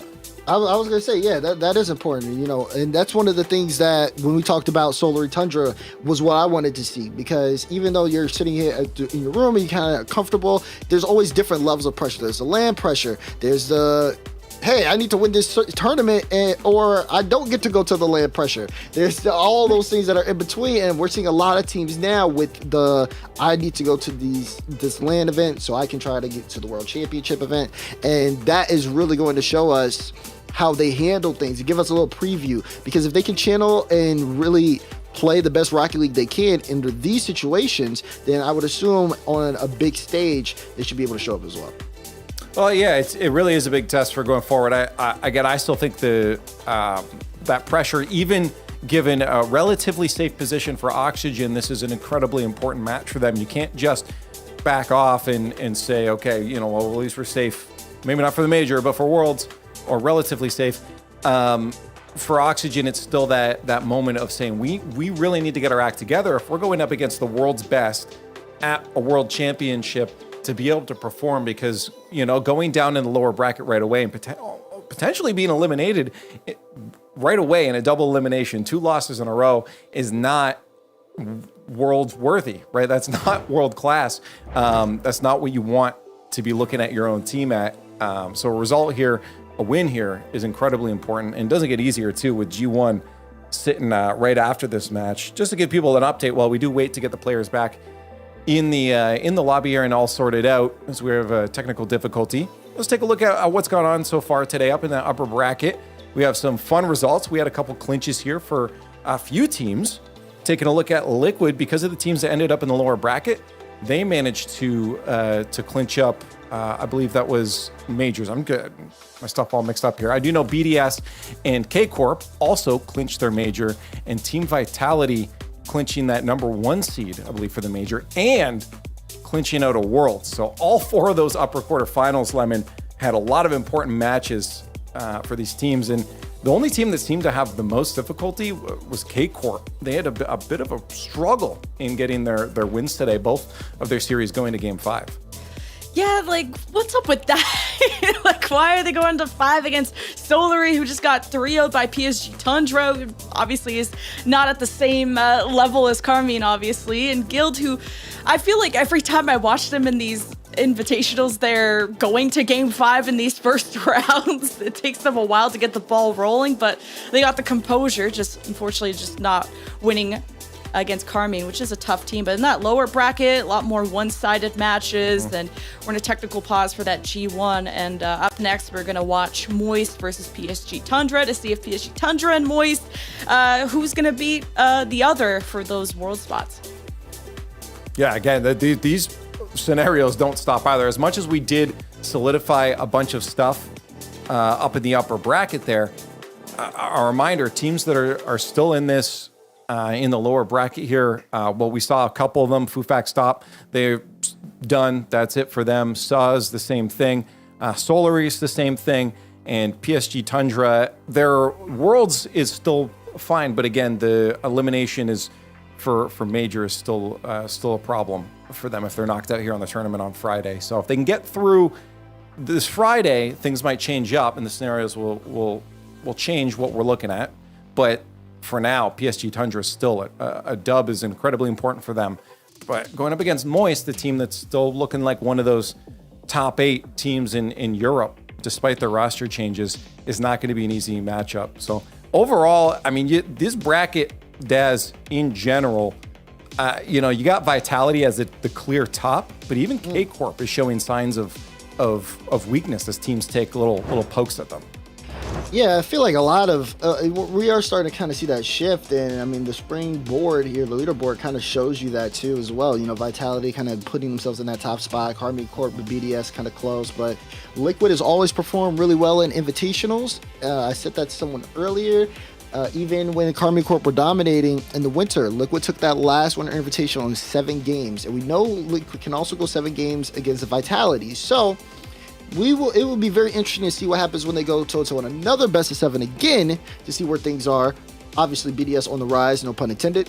And when you see that top 4 and you know that potential for Europe going into the spring major, I mean, they got a lot of weapons here they can use as a region that really pushes them forward into the top. Maybe even gets them a couple of world spots as well. This is going to be really interesting to see how they shake up when they go head-to-head. But obviously, I think you'd be blind to ignore how well Europe has improved over the course of the past regionals. Well, I think a lot of the big conversation has been that, NA's kind of losing its edge. It's always been that battle between these two regions. And NA feels like they're starting to slip a bit further behind, especially with a team like Vitality. And we do have the match finally back. You guys don't have to deal with us anymore. It was like a lobby reset, too. Yeah, it was everything reset. Now everybody's in. Everybody's happy. We'll see for how long. We've had 2 pauses so far. Wasn't the pause at the goal line, too? I forgot who was about to score. Yeah, it was like Oxygen getting ready to score. But they get off the top, did. So. Yeah. Bardowski. Joris? What? Archie? Oh. No one's hitting the ball. Okay, it's a little awkward, but it's still a 1-goal game, and next thing you know, suddenly everybody has to kind of like lock back in here on the side of Williams because this is kind of dangerous now. 3 minutes left in gameplay, and Oxygen only down by 1. Totally can see them bringing this back. All right. We've done enough talking. Let's let someone else do some of the talking. I believe we got Munson Base down on the field for listening. Let's go take it to a listen. That pause, we had our dogs and our cats on screen, and instead you had to look at the bracket and the leaderboards. Get scammed is all I'm saying. But back to the action as we look to enter the second half of this game number 4. Williams Resolve on the brink of elimination, but currently in the lead, and Oxygen looking to punish us on the back of a slow start, on the back of what felt like a 10-minute tech pause, Bass. It was a long tech pause, but not about as long as the overtimes we have had today. If you guys are just tuning into this series, this has been very back and forth. We had an overtime in the last game. We had an overtime in the very first one as well, which lasted, I want to say, just about 7 minutes. So it's been back and forth as ever here, considering that Oxygen, again, has been a team that has had up and down results versus a WR who are looking kind of in their best form in recent right now. Their mechanics are on point. We're hitting a lot of solid offensive plays. The issue we've been having is this. Oxygen controlling the midfield throughout this series, and although this game in particular we've been a lot more steadfast at that 50 line, we still got to try to find ourselves another escape here with about 100 seconds to go. I think, unfortunately, yeah, we're going to have to play a little bit more defense. That's a risky touch out of Flame. He's almost going to pay for it. A 50-50 does not exactly go in our favor. Uh-oh, but this does need to. And it will not. Archie, off the ceiling, punishes the singular mistake. And again, this is what we're talking about. Narrow margins between these two teams. Well, so often this season, right, we've seen Flame alone at the back, left on a bit of an island, and you said a singular mistake, and that's all it takes when you're all alone back there and you've got 3 Oxygen players bearing down on net. It just takes the slightest of missed touches, and that goal is in the back of yours. Or that ball is in the back of your goal. So Oxygen punishing us, but it feels a little bit self-inflicted, but can we inflict some punishment of our own? The answer is no. Zorius takes it away, and Oxygen look to transition. Oh, I don't like that chase down. I'm not sure how Breezy escaped that one. I will say, out of all players to get out of that scenario, it is Breezy. He's got 1v1 experience, and he knows how to dodge a demo, although not quite dodging the offensive pressure right now. About a minute left here in this game, and it feels like it's overwhelming at Oxygen as they continue to suffocate. See if maybe we can escape our own half here as Jorius. Touch out of the corner, not exactly going to be enough to get some offense started here as Nowasaki eventually comes away with the ball. Cannot go much further than midfield. Again, this is where Oxygen has had the advantage. They have controlled this midfield line, but our defense will stay steadfast for now. Huge save out of Flame will keep this game level as we go about 30 seconds left. Actually a little bit awkward. He's not going to be able to keep up with that. Breezy takes over the pinch, though. Taken away by Ixo. Noah bumps him off the ball. Jori is there to take over. Nowasaki going to slow things down, though. Jori is with plenty of boost in the tank. Keeps that ball pushing. That's a monstrous clear from Flame, but no one from Williams Resolve able to latch on. Final seconds ticking down. This looks odds on for another OT. It would be our 3rd of the series. This ball hits the ground, which it isn't just yet. Noah over the top of one. Keeps that ball high, but can't keep it off the ground. We do find that overtime. Yet another one here. 3 out of the 4 games have gone to overtime. The only difference with this one is it's a comeback at Oxygen that gets us here. We were up 2-0 before that tech pause, and afterwards Oxygen go back-to-back to find themselves in equal footing. Unfortunately now, I'd say that they almost have the advantage. They've been really pressing us into our half, and we've struggled to maintain that midfield presence that we've spoken about a couple of times here. The thing is, though, that demo should open up some space. That's a little too risky. We've got no one back. Jory is trying to punish. Flame needs to make the save and keeps it close to bait out the oncoming offensive player. We're not exactly out of the woodworks yet here, but oh no, that's the end, isn't it? Yep. Ixo to the top right. That'll end the series. Oxygen moving on. It's a veteran finish from a veteran player. And unfortunately for Williams Resolve, We've done it. We've made it through. It's done, and Oxygen is through as well. They finally, through all the adversity there, they do eliminate Williams Resolve. Williams Resolve is not cheering because that does mean they're eliminated from Majors and Worlds as we send another team away as the season starts to wrap up. We do have one more round to get through, though. One more game to watch. 4 matches total in our lower bracket round 2. So stick around. After the break, we got some more Rocket League. Faster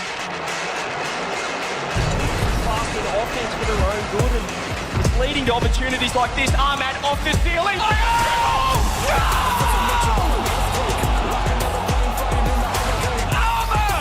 with the 7 from heaven. I get higher, I never tire. I'm a chronic, I'm a mentality. Can they get control of this? Pop back from a towel as he takes control. What? Are you kidding me? Is this really happening? It's really happening! It actually happened! Fortune favors Liquid! See this one without first killer. Does he have a flip? He's trying to use it to pass down. It's unbelievable.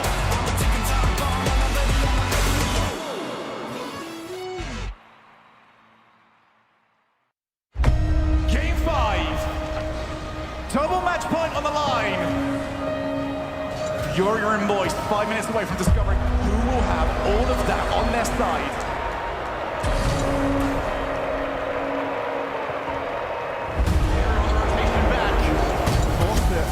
It won another, rises under pressure. That was a forced mistake. Matrix is around the demo, gets the ball. He's now taking it up to the field on the reset. Can he outplay everybody? He's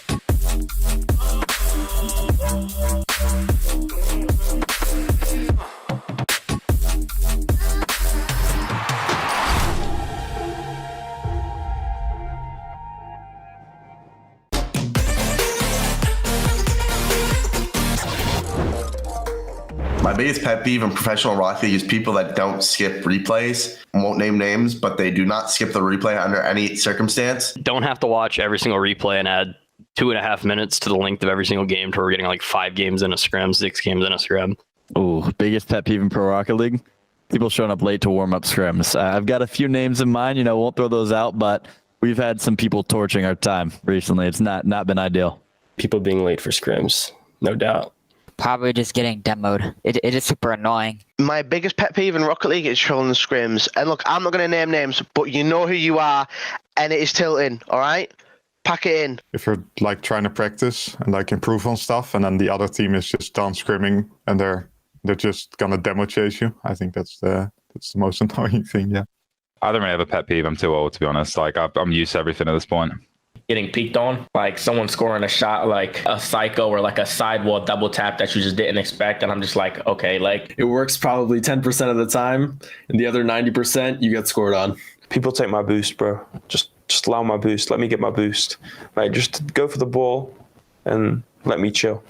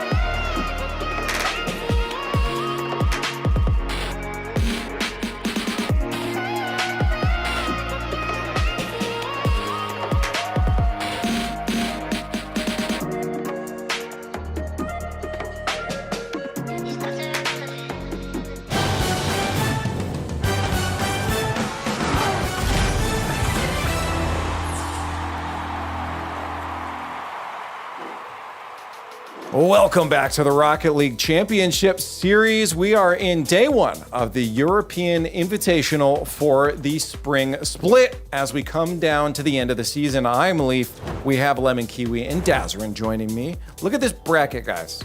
Just look at it for a minute. Wow. Do you see it? That is one of the brackets of all time. That is true. Yeah, can you zoom in? Thank you. Yeah, look at that zoom down the lower bracket now. As we just watched a long and dragged out lower bracket round one, as we finally do see PSG Tundra go through Oxygen, winning that match we just watched over Williams Resolve. Monaco knocking out Suh, and it was Hogan mode knocking out Fufax. Hogan mode carrying on. They'll face off against Guild afterwards. I know a lot of us are really excited for that, but here on the main stream, reminder, team streams are going on. You can watch them all, but here on the main stream, we have Moist facing off against PSG Tundra.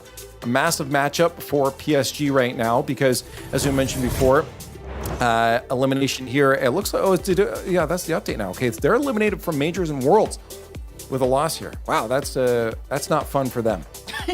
No, this is a big match because obviously PSG Tundra are racing G1 for Worlds, who are also on another match against Oxygen, and none of these players have been to Worlds, so again, they definitely want to send themselves there, and unlikely to make the major, but who's holding PSG Tundra back from major is Moist. So how far PSG Tundra can make in this bracket will depend on where Moist will want to end them.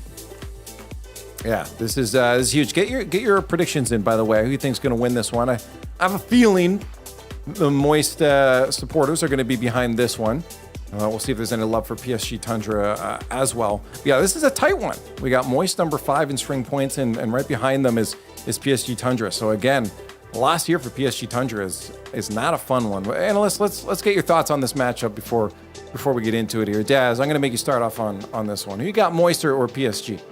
So PSG Tundra is a team that, looking at them, like I said in the last series, are they here? Are they stepping up today? The answer to that question is yes.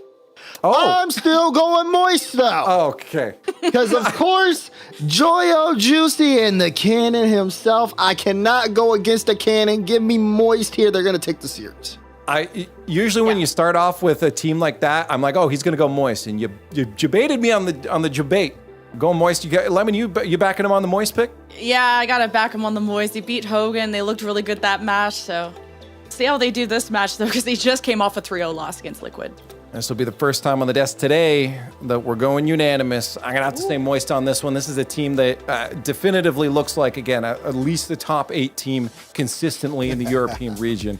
So I have to. Nice. And supporters, of course, behind the team as well. Moist. We'll see PSG Tundra again. Big match on their hand. Elimination.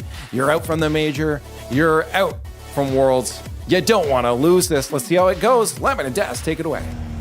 Let's jump into it. Our last match of the day, but a lot on the line. And we've been hammering this home because it's the finish line. It's the end of the season. You want to go out with a bang. Absolutely. No matter what, you got to leave it all out there. No matter, like, this is it for both teams. You think about a PSG Tundra. Yes, they fought their way here, but this is where the competition really shows up and shows out. And so do they. Oh, Tox was almost able to start us off on the side of Moist. They've had an up and down season. Think about the fall, making it to the grand finals. But then roster change after roster change, they're here now with Cash, trying to put themselves back into that elevated position that everyone knows they can be in. Big time series for both teams. Only one can move on. Joyo can't get there in time. It's a good clear from Ivan. Moist Esports, though, they feel like they're on the rise. You went from top 6 in the Open. Now you've improved to a 4th place in the Spring Cup. Where they will end this bracket, well, I'm worried because they're already in the lower bracket on Friday. It's going to be a long road, depending how PSG Tundra, who just came off of a win, a dominant one at that, as then you got to come back from that 0-3 kind of deficit when you were up against Liquid. So even Moist, see how they can bounce back mentally.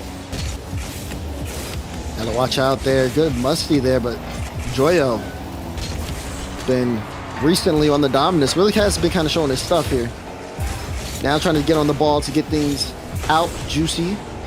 Gotta love how Juicy's been elevating himself over the course of this season. Has really stepped up. Had to, jump in place of Rise there for a bit. And I don't even think it was Rise. I have to go back and check when Juicy got back into it, but the fact of the matter is that level up, he's been a force and kind of a staple here on Moist, so to speak. Now, he's going to be needed to elevate here. And so far, game 1 has been fairly quiet on both sides. Only 2 shots for Moist, 1 on Tundra. I felt like Joyo fumbled the bag for Moist, but, it's just game 1. I'm sure things will tidy up. The offense going to that orange end, but defense beating them there. Still almost going into the second half with no goals and barely an offense for PSG Tundra. You're looking for those counterattacks that we even saw in the last series. And it felt like PSG Tundra were running the field in their last series, just playing so aggressive. That got real dangerous there for the defense, and you're not out of the woods yet if you're PSG Tundra. Not out of the woods just yet. Halfway through this game, PSG Tundra still looking for a way in. Haven't been as aggressive on the offense as they were against Solary, as Juicy was trying to send that across, but was cut out there as well. And more shots starting to line up on the side of Moist as they are looking for a way in. We haven't seen that explosion of mechanics that everybody on the side of Moist can do. I say that Juicy's trying to start something here off the ceiling. Cash off the corner, leaves that for Joyo, does get it through, but Tox able to stop it before it goes in the back of the net. Ooh, Moist are starting to look real threatening on that offense and able to just exploit some of the mistakes of the defense, but 2 defenders in the net. It's saved yet again. But PSG Tundra just aren't able to find like good clears, and now they're getting demoed, so they're not going anywhere fast. The midfield is all for PSG Tundra, who bring that physicality. Shot now from Juicy off the top. Follow up from PSG Tundra to try and make the space, and Cash is going to get overwhelmed. It's a chance for Ivan to connect with Tox, and no, denied. Catalysm trying to get it around Cash. Good touch from there from Cash to send it across. Ivan off the ceiling, goes straight down. Here's Tox. Does he have another touch? Can't get that one either. This has been the most dangerous PSG Tundra's offenses look so far. Down to the final minute. Pressure starting to build on both sides. No one trying to let this game escape out of their hands. Yeah, great defense from PSG Tundra, but almost a one challenge from Ivan. Turned the play on its head, crashing down into the box. Saved yet again by PSG Tundra. Not a lot of boost though. Catalysm will need help on the play. This is sent downfield. Cash, second touch just to stall out the ball. Misses the corner boost and wishes he got some help from Juicy earlier. But now connecting, no, the passes don't. We go back to the blue half. And more pressure there out of the corner. Juicy does get there in time. Cash, get a great read on that. Ivan was bearing down on it. Tox looking for the double! Tox strikes! 22 seconds to go. PSG up 1. It was a good touch from Cash initially, but just getting overwhelmed by the offense, starting to commit more and more. And you thought PSG Tundra were a bit asleep at the wheel with how they just didn't generate a lot of shots after what was a good series from them that we just watched. They get one on the board in the last 20 seconds as Moist left to search for the equalizer in midfield 1. Cash with the demo gives the ball over to PSG Tundra. Seconds draining. Shot from Ivan and an open net. They had a play developing here. Both Joyo and Cash were in the side boost. Juicy plays this up, looking for an extra touch. It's not what he wanted. And Ivan just goes straight through, says, I'm pushing this in the back of the net. Setting the pace here in game 1. 5 seconds on the clock. Moist tried to see if they could surge late, but it's PSG Tundra who will set the tone on such a big-time series between the two competitors. They will take game 1. Final seconds of formality here, but the ball will hit the ground. And it came down to the wire on this game 1. The fact we even had our first goal in the last 20 seconds of the game, where it felt like both offenses just struggled to really get the ball rolling in terms of developing an offense that could connect on passes, really generate something in the midfield. And PSG Tundra got it done the last 20 seconds. And as Moist felt that pressure and kind of scrambled to do something, they left their net open and PSG Tundra sealed the deal. Yeah, now you got to go back and really try to lock in here as well. Just understanding, okay, yeah, PSG Tundra, they're going to get some more confidence here. We saw what they look like when they have pressure. This is kind of the same situation that we saw with Solary. They get that ball out in front, and they can really make a defense look sloppy. Moist are going to have to clean that up. They had a good job of controlling the midfield, but their offense is not as strong as we know it can be. Adjustment time. Game 2, Forbidden Temple. Let's go. This is after maybe feeling like some silly mistakes might snowball into more in your head of just you need to shake that off mid-game and talk about it afterwards with your coach. But Ivan's not going to let you have any time to think. PSG Tundra, get it done. Man, look at that from Catalysm. So much speed to be able to beat Joyo there to the ball. And again, you said it, no time to react there on the side of Moist. PSG Tundra applying pressure early. There it is, 1-0. Finally, you don't have that kind of several minute stalemate that we saw in game one of both teams feeling each other out, maybe afraid to take risks. And PSG Tundra, like you said before, just more confident and more comfortable, and a little self-redirect either way. PSG Tundra up 2-0. I mean, what? Juicy tries to send this across. Tox is there to read it. Cash, just not the touch he wants there. And now, Moist down by 2. This is becoming a disaster very quickly. They've got to get things under control. Just mentally, too. Like, we know Moist Esports are capable of so much more. And you can't let those slip by on the defense. Not like you did in game one with the open net. Just positioning better in game two so that these shots are saved yet again. But PSG Tundra keeping them trapped in that blue end. Even Cash can't get the redirect to make the space. Now his net is being attacked. It's a good send away, and that's an open net. So, hey, Moist get one on the board. They do. I like what I saw from PSG Tundra, though. The infield passes, I like how they're looking for each other, but if someone's not there, it's a big problem. You saw exactly what happened. Free ball for Juicy. Juicy scores the open net. We've got 3 goals within the first minute. Potential chance for a shootout here if things keep up. Yeah, with the shootout, just the momentum that PSG Tundra were putting on that last offense, they committed even their third man up and left the midfield wide open. That center lane completely unmanned. And it gives Moist Esports a chance just to remain competitive in this game too. A lot of worlds and major implications, but the defense seems to stabilize for Moist. Not having a ton of space, PSG Tundra went back for boost and continue to attack them. And even just keeping Moist stuck in the blue end means you limit the opportunities. I mean, when you keep Moist stuck in the blue end, this is golden for you because they don't get room. And when they don't get room, it's really hard for them to honestly break down your own defense. They don't know what offense looks like this game. We just saw, like, in the first shot, well, they're shooting 100% because Juicy had an open net. That's the only look that they've had here. And that's big credit to PSG Tundra understanding who they're playing against. Even Ivan was ready as the third man, whether that was going to the back wall or not. That was some momentum being generated by Moist, breaking out, starting an offense, but just having these touches that go towards the net in terms of having shots that look threatening. You're still working on those. Good send away from PSG Tundra. Catalysm follows up that touch. Cash looking to connect with Joyo to the midfield just to transition, take a powerful shot on net. But PSG Tundra always have that third man back, and they're not going to make that open net mistake again. Joyo on the ball. Looking for that infield pass to Juicy. Good initial touch out.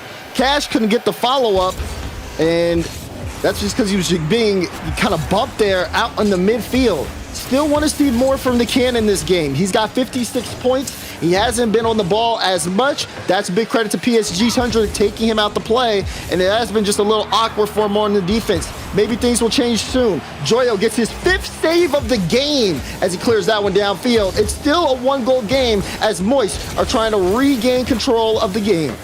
As Cash is trying to regain control of the midfield, the ball keeps going his way for a pass, but PSG Tundra are just a step ahead and are intercepting everything that PSG Tundra, that Moist Esports are generating. Now Juicy wins that challenge, can go up to the wall, doesn't have a lot of help here on the front lines, but just getting established here in the corner could give Moist a chance to find the equalizer in the box. Sent away, Juicy too far forward to really find the gap in the box, but they go in again. But Moist can't keep up the pressure. No, yeah, but PSG Tundra can. I love what I've seen out of them, though. They have respect for Moist's mechanics. They're positioning themselves properly without giving them too much space to do what they want. They've been able to hold on to a 1-goal lead. Time's going to tick down. We may see Moist try to turn up the pressure late, but so far, Tundra in control. Yeah, PSG Tundra just have their 2-man defense. They're not overextending, taking any risks. They're up by 1, and it's only a minute, so you just want to dwindle every opportunity that Moist can generate. Joyo, Catalysm ready off the ceiling.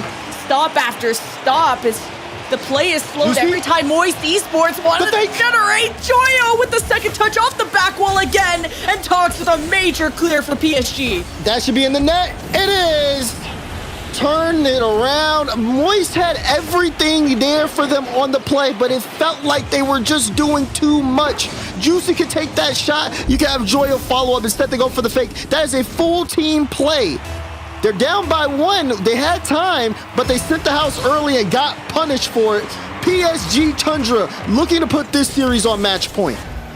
It's not the first time we've seen Moist choke up on these offenses that should be incredible, that set up so perfectly. It seems hard to miss, but Moist, down by 2, 30 seconds left, are having their defenses tested. The left post guarded well. Ivan can't find the second touch. Catalysm is demoed. Moist has some room to work with. Redirect off the cross. Juicy to the corner, to the left post. And accuracy not all there for Moist. When they need it to be. Final few seconds on the clock. Cash will try to set up something with time. Blocked out by Tox. Juicy not on target again. This one going to hit the ground. And PSG Tundra strike early and survive in game 2. Yeah, PSG Tundra on match point. Remember this has implications, especially for the majors, where it's Moist holding on to that 5th position and PSG Tundra just right behind them, where it seemed unlikely that PSG Tundra were going to overtake them, but Moist find themselves in the lower bracket, and PSG Tundra still have to catch up quite a few matches, even if they take this series. So Moist cannot relax. While as Leaf, are you relaxed? Because it's match point. I can't be relaxed. We got there's broccoli going on. I don't relax until this broadcast ends. That's it. And then I go to sleep, and then I wake up for more Rocket League. That's it. My life for a weekend is Rocket League. That's it. No, I do fill it with other stuff. That would be a lie. You live and breathe the game. Yeah, that'd be too much. Give you a little updates on the matches going across the board here right now. G1 is on match point against Oxygen. Oxygen might be knocked out of the tournament here. Luna Galaxy and Monaco are 1-1 right now. Guild Esports is down 1-0 to Hogan Mode. Granted, they are winning 5-0 in that second game right now with 30 seconds left. So that'll be a tied game soon. Now PSG Tundra sitting on match point. After feeling like they were running these games, at least offensively, turning up, leveling up, while us Moist are having their mistakes exposed, and you're wondering, is this going to be the game where Moist just full send it and start peaking? Yeah, I mean, you have to give credit to PSG Tundra. They're looking fantastic. I say that, though, Cash. What? Catalysm, how did you read that? Incredible. Like I said, PSG Tundra, they're looking great right now. Beautiful stop there from Catalysm. Everything Moist is throwing at them, they've been ready and willing. The only goal they gave up in the last game was because they overextended. Look at that one. You thought it was free. Tox says no. Moist are going to need a little bit more if they want to break past this defense. How is this not deadly enough for Moist to get a single goal? 2 very threatening fast shots, needing quick reactions from PSG Tundra. Still find themselves on a defense. Juicy chasing this around, Cash following up, and you love to see Moist support each other more on these offenses and play with more confidence.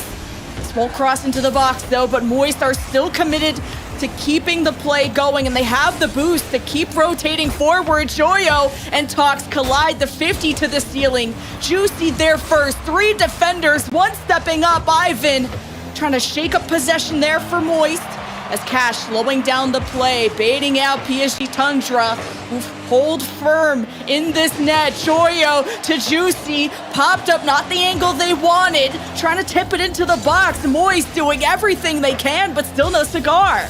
Gotta watch out for the counter. Right off the ceiling, straight to Juicy. Good pop-up from Juicy as well to put that in space, but no one on the side of Moist is going to be able to pick it up, so they still got to play some defense here. You said it, though. Strong offense, but not able to get anything going. Juicy, that's a little awkward. Cash. Oh, he's strong, but he's not strong enough. Catalysm with the goal line save every single time you think the ball's going into the back of the net. Someone there for PSG Tundra is sending the block away. That is at least 3 goal line saves out of 4 shots from Moist. Moist are so cursed after what you just said. That all of that effort not turning out. This one almost slipped by. Juicy, the last second save. Ivan to the top. Second touch. Joyo saves. Oh, Tox miss. Missing the touch to clean it up. Still a 0-0 game, but a hype one. Oh, yeah. It definitely is. Moist are throwing their best offense. PSG Tundra are throwing their best defense. Demo on the play, though. The cannon will score. Moist are out in front. Again, a little too far forward. Toodaloo. Cash will put that one into the back of the net. And Moist now finally gets something going here after what looked like it was impossible to break out of the PSG defense. Well, the last 2 goals from Moist from this game and game 2 have been from these open net sort of overextensions from PSG Tundra, that third man not completely owning that midfield. But Moist up, which I felt like they deserved that 1-0 a little earlier, but it's an open net practically that gives that. All thanks to the demo, of course, making that net open. But Catalysm wants to strike back. Here comes PSG Tundra on that offense, taking their time. And Joyo, what a carry right to the back of the net. Oh my God, he's incredible. Look at this. One touch off the sidewall, got the flip there, used it to gain control, and then had one last touch. Otherwise, Catalysm might have a read on that play. Beautiful work from Joyo. Moist fans have been waiting to see that all series long. Well, he's showing up where it matters. 2-0 for Moist. 90 seconds. Tox, that's a dangerous save off the back wall. All 3 defenders there. And now 3 for Moist. He's putting it where they ain't. Tox tried to get the touch out. Look at this. Everybody, like you said, in net. That's the one place they are, is in that lower left corner. Beautiful shooting there from Joyo, 2 for 2. Now it's Moist starting to expose these mistakes from PSG Tundra, who just can't let go of the steering wheel. Not until the series is over. These teams going neck and neck for a chance. The Boston Major, Cash versus Tox, popped up high. You're not seeing as much harassment from Moist now in a much more comfortable lead. Cash gonna beat out that defender in the corner. Maybe just keeping PSG here is how you drain their momentum too in the series. This is kind of big because we haven't seen PSG Tundra get in scoring opportunities. And where they come out the first couple of games, they have really strong strikes. They were able to outplace things. That works out very well. Great challenge from them. They brought themselves back here. They need something quick, though, to really make this a close game. Cash, the 50 stalls out, but goes right to Tox. Was quicker to follow up. And that's why the offense from PSG Tundra, they keep you on your toes because they like to commit all 3 members to the play and rotate further forward as you got an open net. And PSG Tundra, they want the sweep. You blink and you miss it. Catalysm. This challenge goes perfect to Ivan. Ivan is able to get there quickly, and all of a sudden, all of the work Moist did might come crashing down in their face. It's a 1-goal game. PSG Tundra looking to end the series in the sweep like you said, Lemon. They've got 40 seconds to try to tie this up.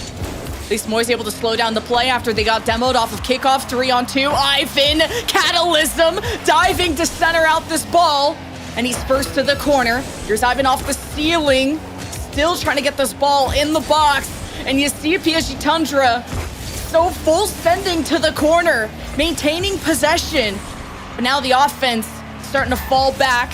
Moist had to use boost just to force them back. So Juicy will have to fall out of this play. And it's up to the rest of Moist to just hold on to this lead. 3-2 in the last couple of seconds. You're in the orange end. That's a good clear from Juicy to Catalysm down in front of the blue net. Be careful. Cash, right? No, to the other team. It doesn't connect, and Moist will stay alive. Cash grounds it.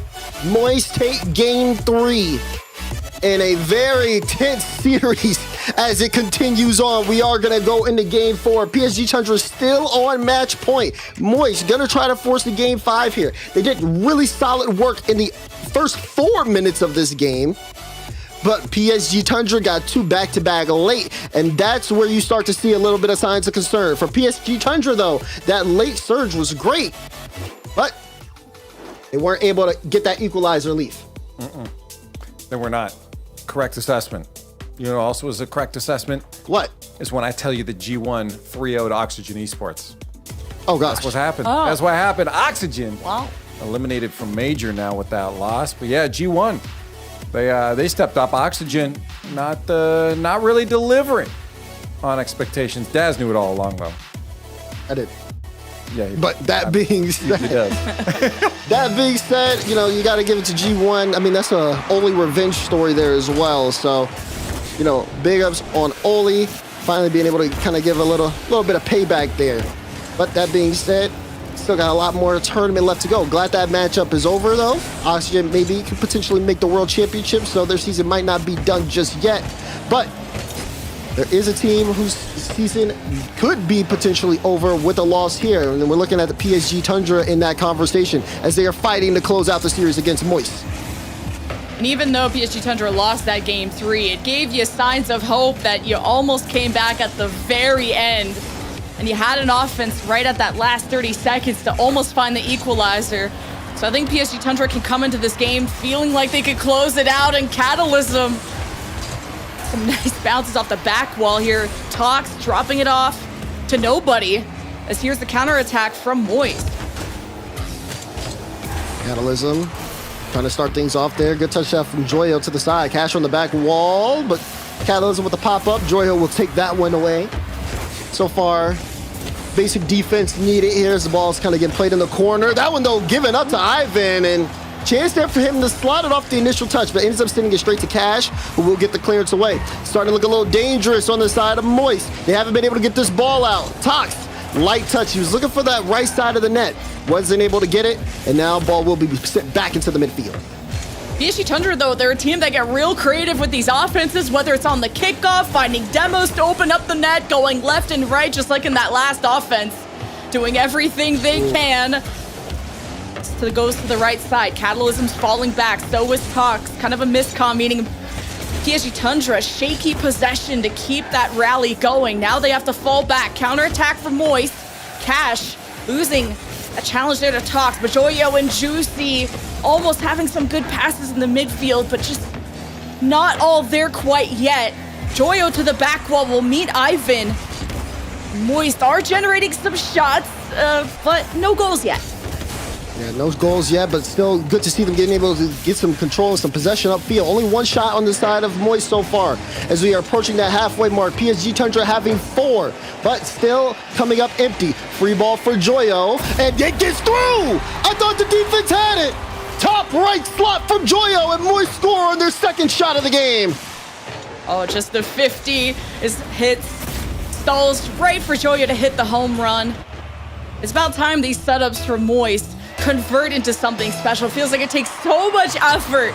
It's blood, sweat, and tears for Moist to score. Ooh. Now up 1-0 and almost a quick revenge from PSG Tundra. They still barely have the ball.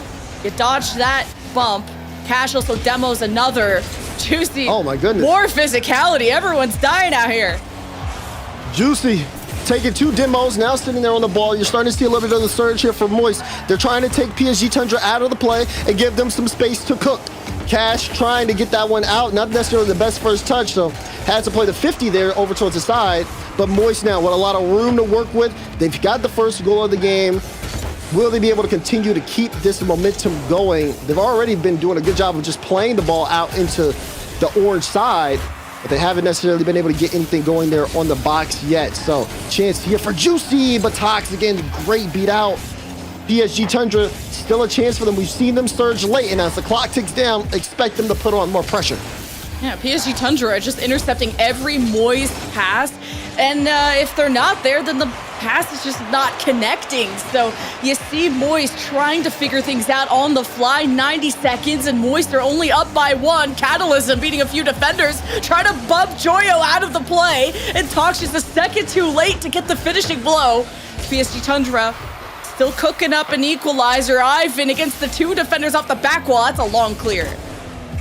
Oh, Joyo, good pre-jump from Joyo. Got a flip reset, pass 2. Is the net open? It is if Joyo's shooting. Oh my God. Look at this. Tox gives him 1. Flip reset, pass 2. Where's 3? It doesn't matter. You're not stopping that shot. Incredible work there from Joyo to get past everybody on PSG Tundra. And Moist, they're starting to execute. It's just taken so many games until the last second. But Moist have woken up. They're up by 2. And PSG Tundra, the offense there. Good save. 2 committed. Here's Joyo finding space in that left side. Coming in quick, and PSG Tundra trying to slow it down. Doing well off the backboard. Now Catalysm demo 3-on-2 for Moist. 36 seconds. Ready to force the game 5. Joyo looking for the bump on Tox. Good clear out from Tox. PSG Tundra, if they want to surge late here, they got to go. Final 30 seconds. They need a goal and a kickoff. We know they're capable of it, but they got to get the ball into the back of the net. It's working out. 20 seconds. This goes back to the orange half. Where Tox is ready. Ivan chasing Juicy around, but goes up the wall, gives some possession to Moist. Dangerous cross, draining precious seconds from PSG Tundra. Just seems mathematically impossible now for anything. Catalysm almost tipping it in to the net. Now the 0-second mark, and Moist will be forcing the game 5 and potential reverse sweep. This is where it gets spicy. Moist put us on match point in a tournament where PSG Tundra and Moist Esports need to show up. Reverse sweep territory, Champions Field bound, and we are either going to expect greatness here on both sides or someone's going to crumble. You don't really get any in between when it comes to game 5 as tight as this, Limit Kiwi. And Moist, I mean, they brought a lot more physicality. I think you saw, was it Ivan? Now I'm forgetting, who had like 3 demos to his name. Or sorry, Juicy had that. Juicy, yeah. And Moist out there bullying, obviously owning the midfield a lot more because of those demos. Able to just stop the momentum from PSG and leave. This is an exciting game. We got a game 5. Yeah, I don't know. I don't know about PSG Tundra now. Joyo's cooking. Like, he's out there right now. So this... Yeah, this is PSG Tundra definitely got to think about that and shutting that down quick, because they're gonna feel the wrath of him if they let him keep moving around the field like that. Across the board, still have the other 2 matches that hadn't completed before, still not completed. Hogan Mode is up on match point against Guild right now, and with 8 seconds left, it looks like they're up a goal. It was tied for a bit, so Hogan Mode might be moving on to face off against Monaco. This could actually potentially be a deep run for Hogan Mode, because Monaco did just win 3-1 over Luna Galaxy. There it is, Hogan Mode are moving on. Let's go, bro. Let's go, bro is right. Who is going to be moving on with them? Game 5 underway between Moist Esports and PSG Tundra.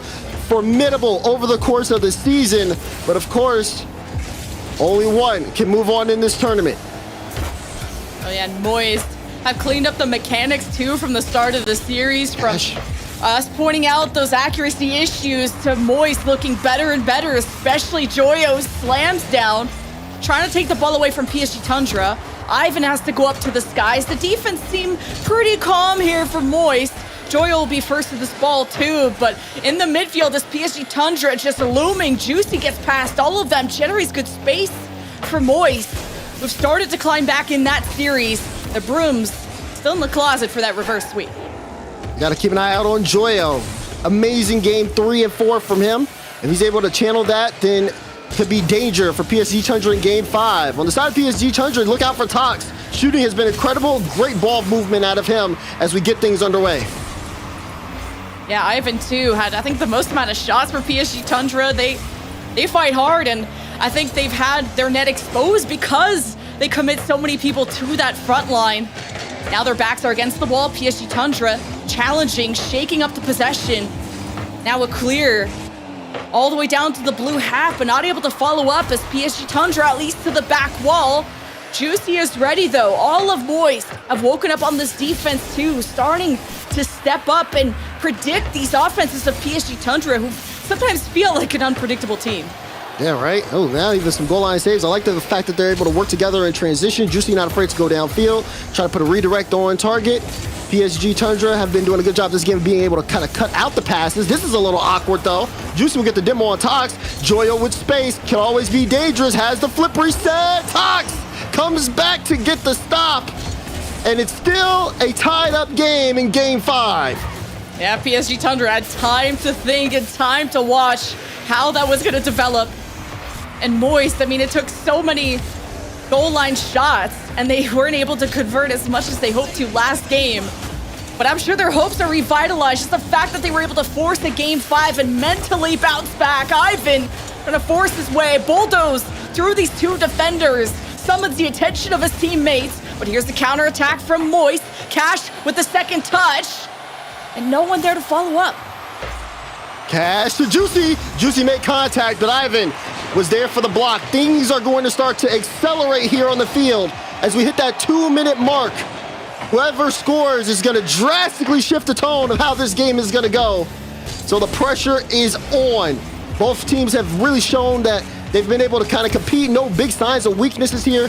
Great offense, but it's been low shooting. PSG Tundra only 2 shots, Moist 3.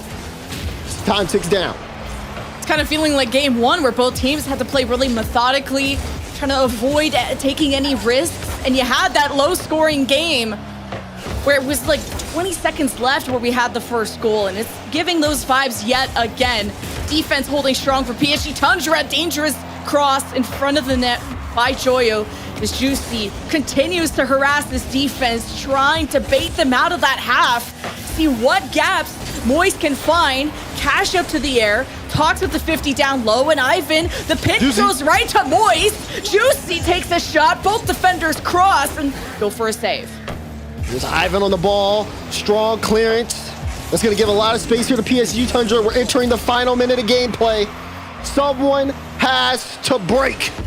Who's going to be the one to do it? It's been tough here. You see the control. Joyo's a little awkward. Joyo trying to race to the ball. Catalysm stays on top of him. Drill gets a chance to recover and moves downfield. Great 50-50s to buy Moist some time as that midfield battle continues on. PSG Tundra trying to get some space to work with. Moist trying to fight their way out of what could be a stranglehold if PSG Tundra gets set up on offense. Oh, Cash was able to break through that left side. Has talks against the wall. That touch goes right to Juicy. But PSG Tundra come out of the net to make sure there are no free shots from Moist. To Juicy, to left, and saved! How are PSG Tundra still at 0, or Moist as well? 12 seconds. We go to the blue end. Toss drop in front of the net! And Ivan can't find the touch. We're going into an OT, it feels like.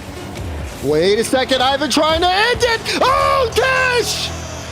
Saves the game for Moist! Ivan tried to put it to the top right corner. It hits the ground. We're still going on. That's a big beat, though. Can Ivan catch up to it? Juicy gets there in time. Ivan didn't have the boost, and now Tundra have to try to recover. Things drastically changing here off the OT. Even Joyo has to get a crazy save. PSG Tundra trying to end it quickly as off the kickoff. It's just multiple threatening shots from PSG. Talks wanting the ground pinch. Ivan keeps the play going. Catalysm, too many cooks in the kitchen. He gets overwhelmed, starts to fall back. Joyo has his ball stolen. Juicy pinch off the wall. But that third man not stepping up for Moist, not wanting to expose that open net. Now the pass is being intercepted. We go back to the orange end.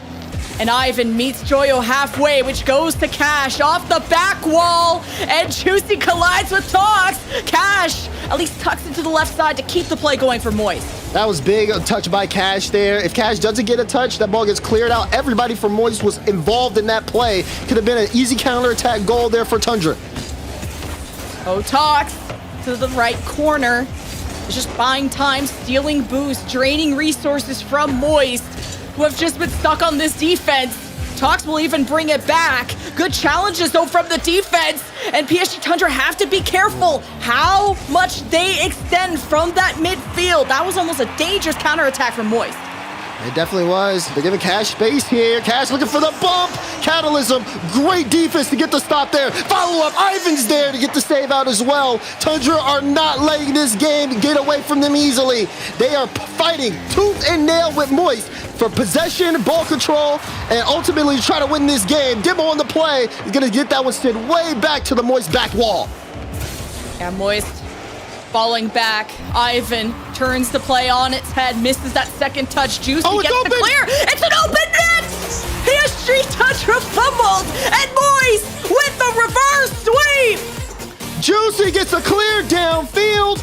No one home. Chalk's trying to barrel back, but it's too late. Splash is the goal explosion. Splash is Moist Esports. They stay alive and move on. They might have lost the splash of code, but they made a bigger splash in this series. The way that they adapted and turned up, exposing those mistakes from PSG Tundra. The open net bit PSG in the butt at the end, and Moist were just relentless, and they kept that composure, which was so important for them. Yeah, absolutely. Backs against the wall early on in this series. They had to reverse sweep here against PSG Tundra, and they were up to the task. And that isn't no disrespect to PSG Tundra, because they had this series on lock in the first 2 games. It's just Moist made those adjustments. Standout players like Joyo being able to step up. Same is for Juicy and Cash. And it just was something that PSG Tundra could not get a hold of until it was too late. They played a really tough game 5, and unfortunately for them, it just came down to them just being a little too aggressive.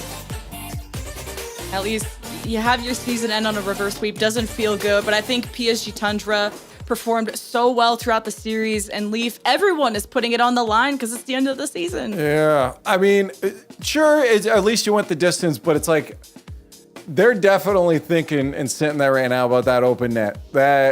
That feels bad to lose on something like that when it was so close. What an incredible match, though, to finish off their season. That, of course, does take them out. So, it's unfortunate, but that's the way of tournaments. Not everyone can win, and PSG Tundra was not one of those ones that were able to win today. It was an interesting day. We started the day off, Lemon, with like a bunch of 3-0s, and it was definitely not as close as sometimes I expect Europe to be. Then we had our teams we expect to push on through, and a lot of clinching happening in that upper bracket.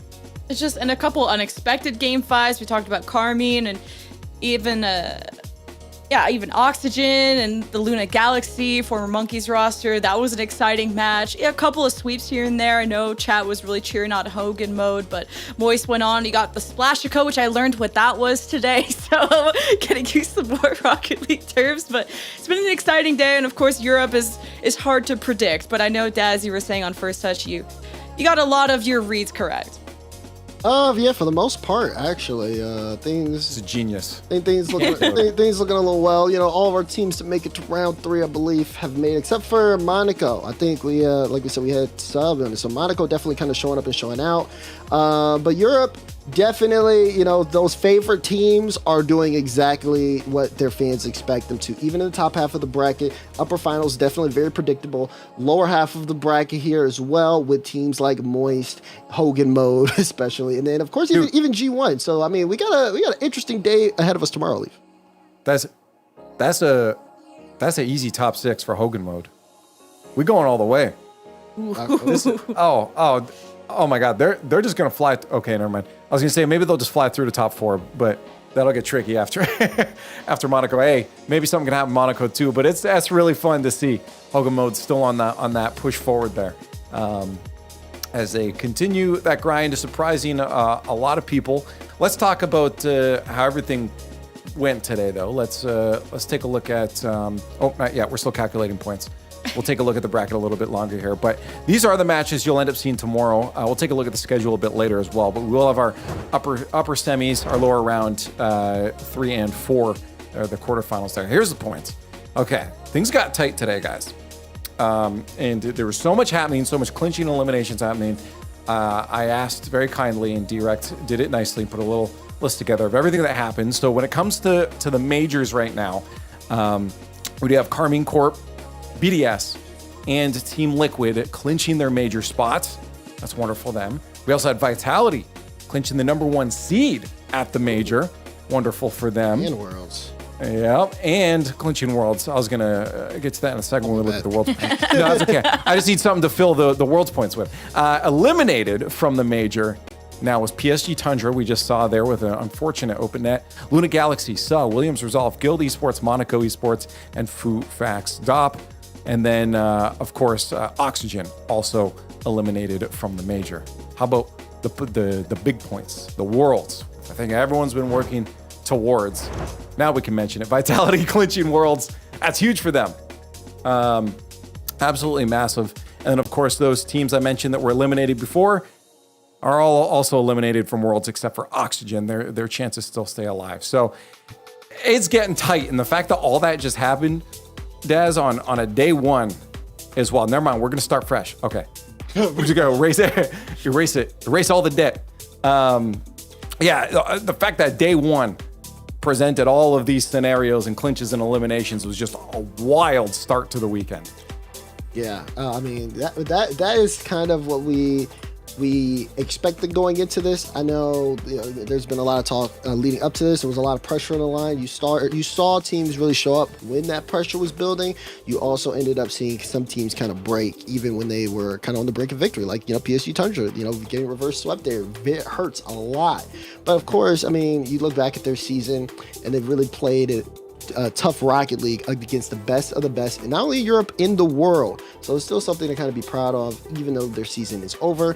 But for a lot of other teams, you look at Moist, you look at BDS, even G1, still more to play for here as they're trying to be the best they could be around the time of the World Championship. All right, it's time to tell all my friends that they need to come hang out with me. It's time for tickets, ! Tickets in the chat. Click the link or head over to rl.gg/springticketslive. If you want to do it manually, of course, the event goes from the 6th to 9th, and you can hang out with us with 2 of those days, 8th to the 9th, as it's always exciting and exhilarating to be there at a live event.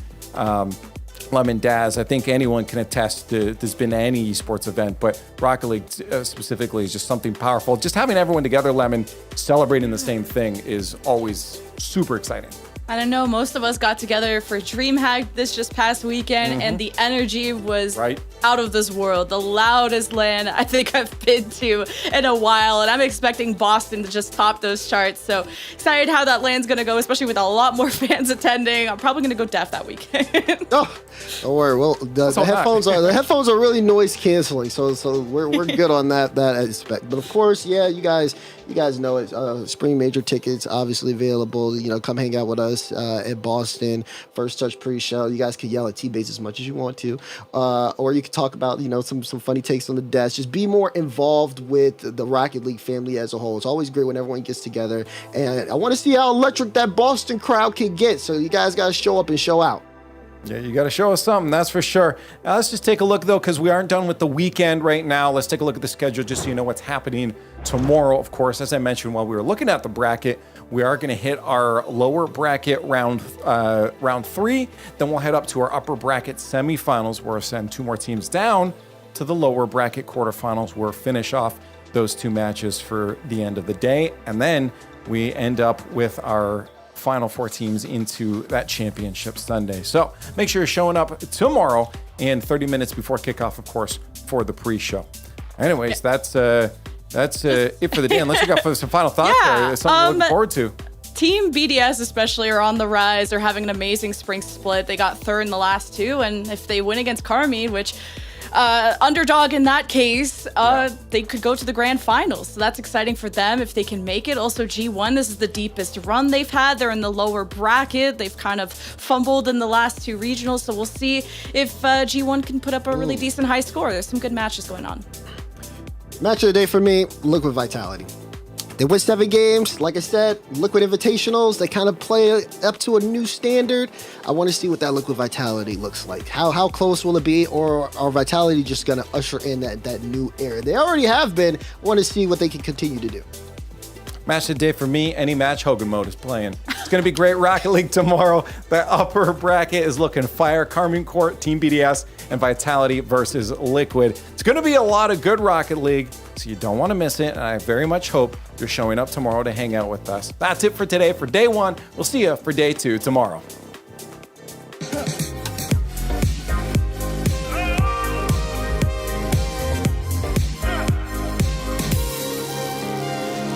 She found a way into my heart. She don't make up, no, she make art. And I need a way to treat it, 'cause I keep getting high off of her. Off of her. I know that you'd be bad.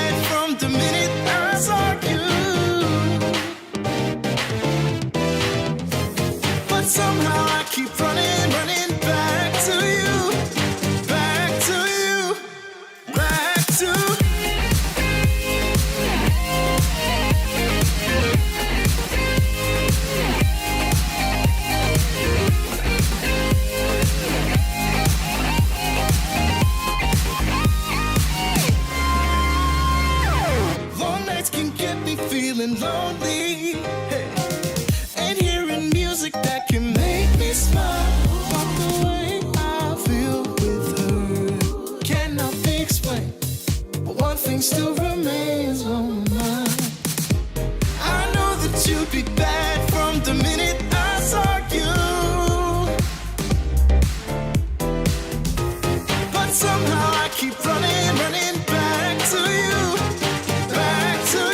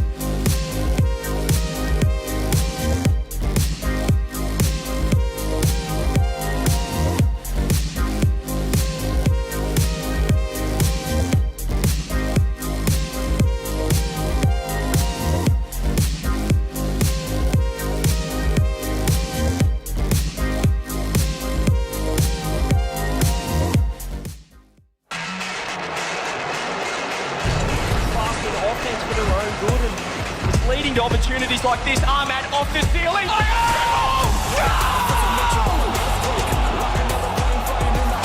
Ahmad with the 7 from heaven. I get higher, I never tire.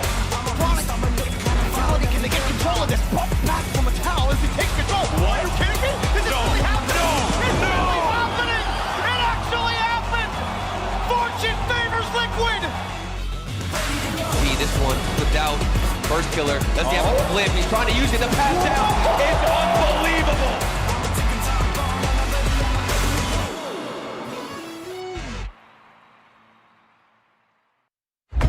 Game 5. Double match point on the line. Furia and Moist 5 minutes away from discovering who will have all of that on their side.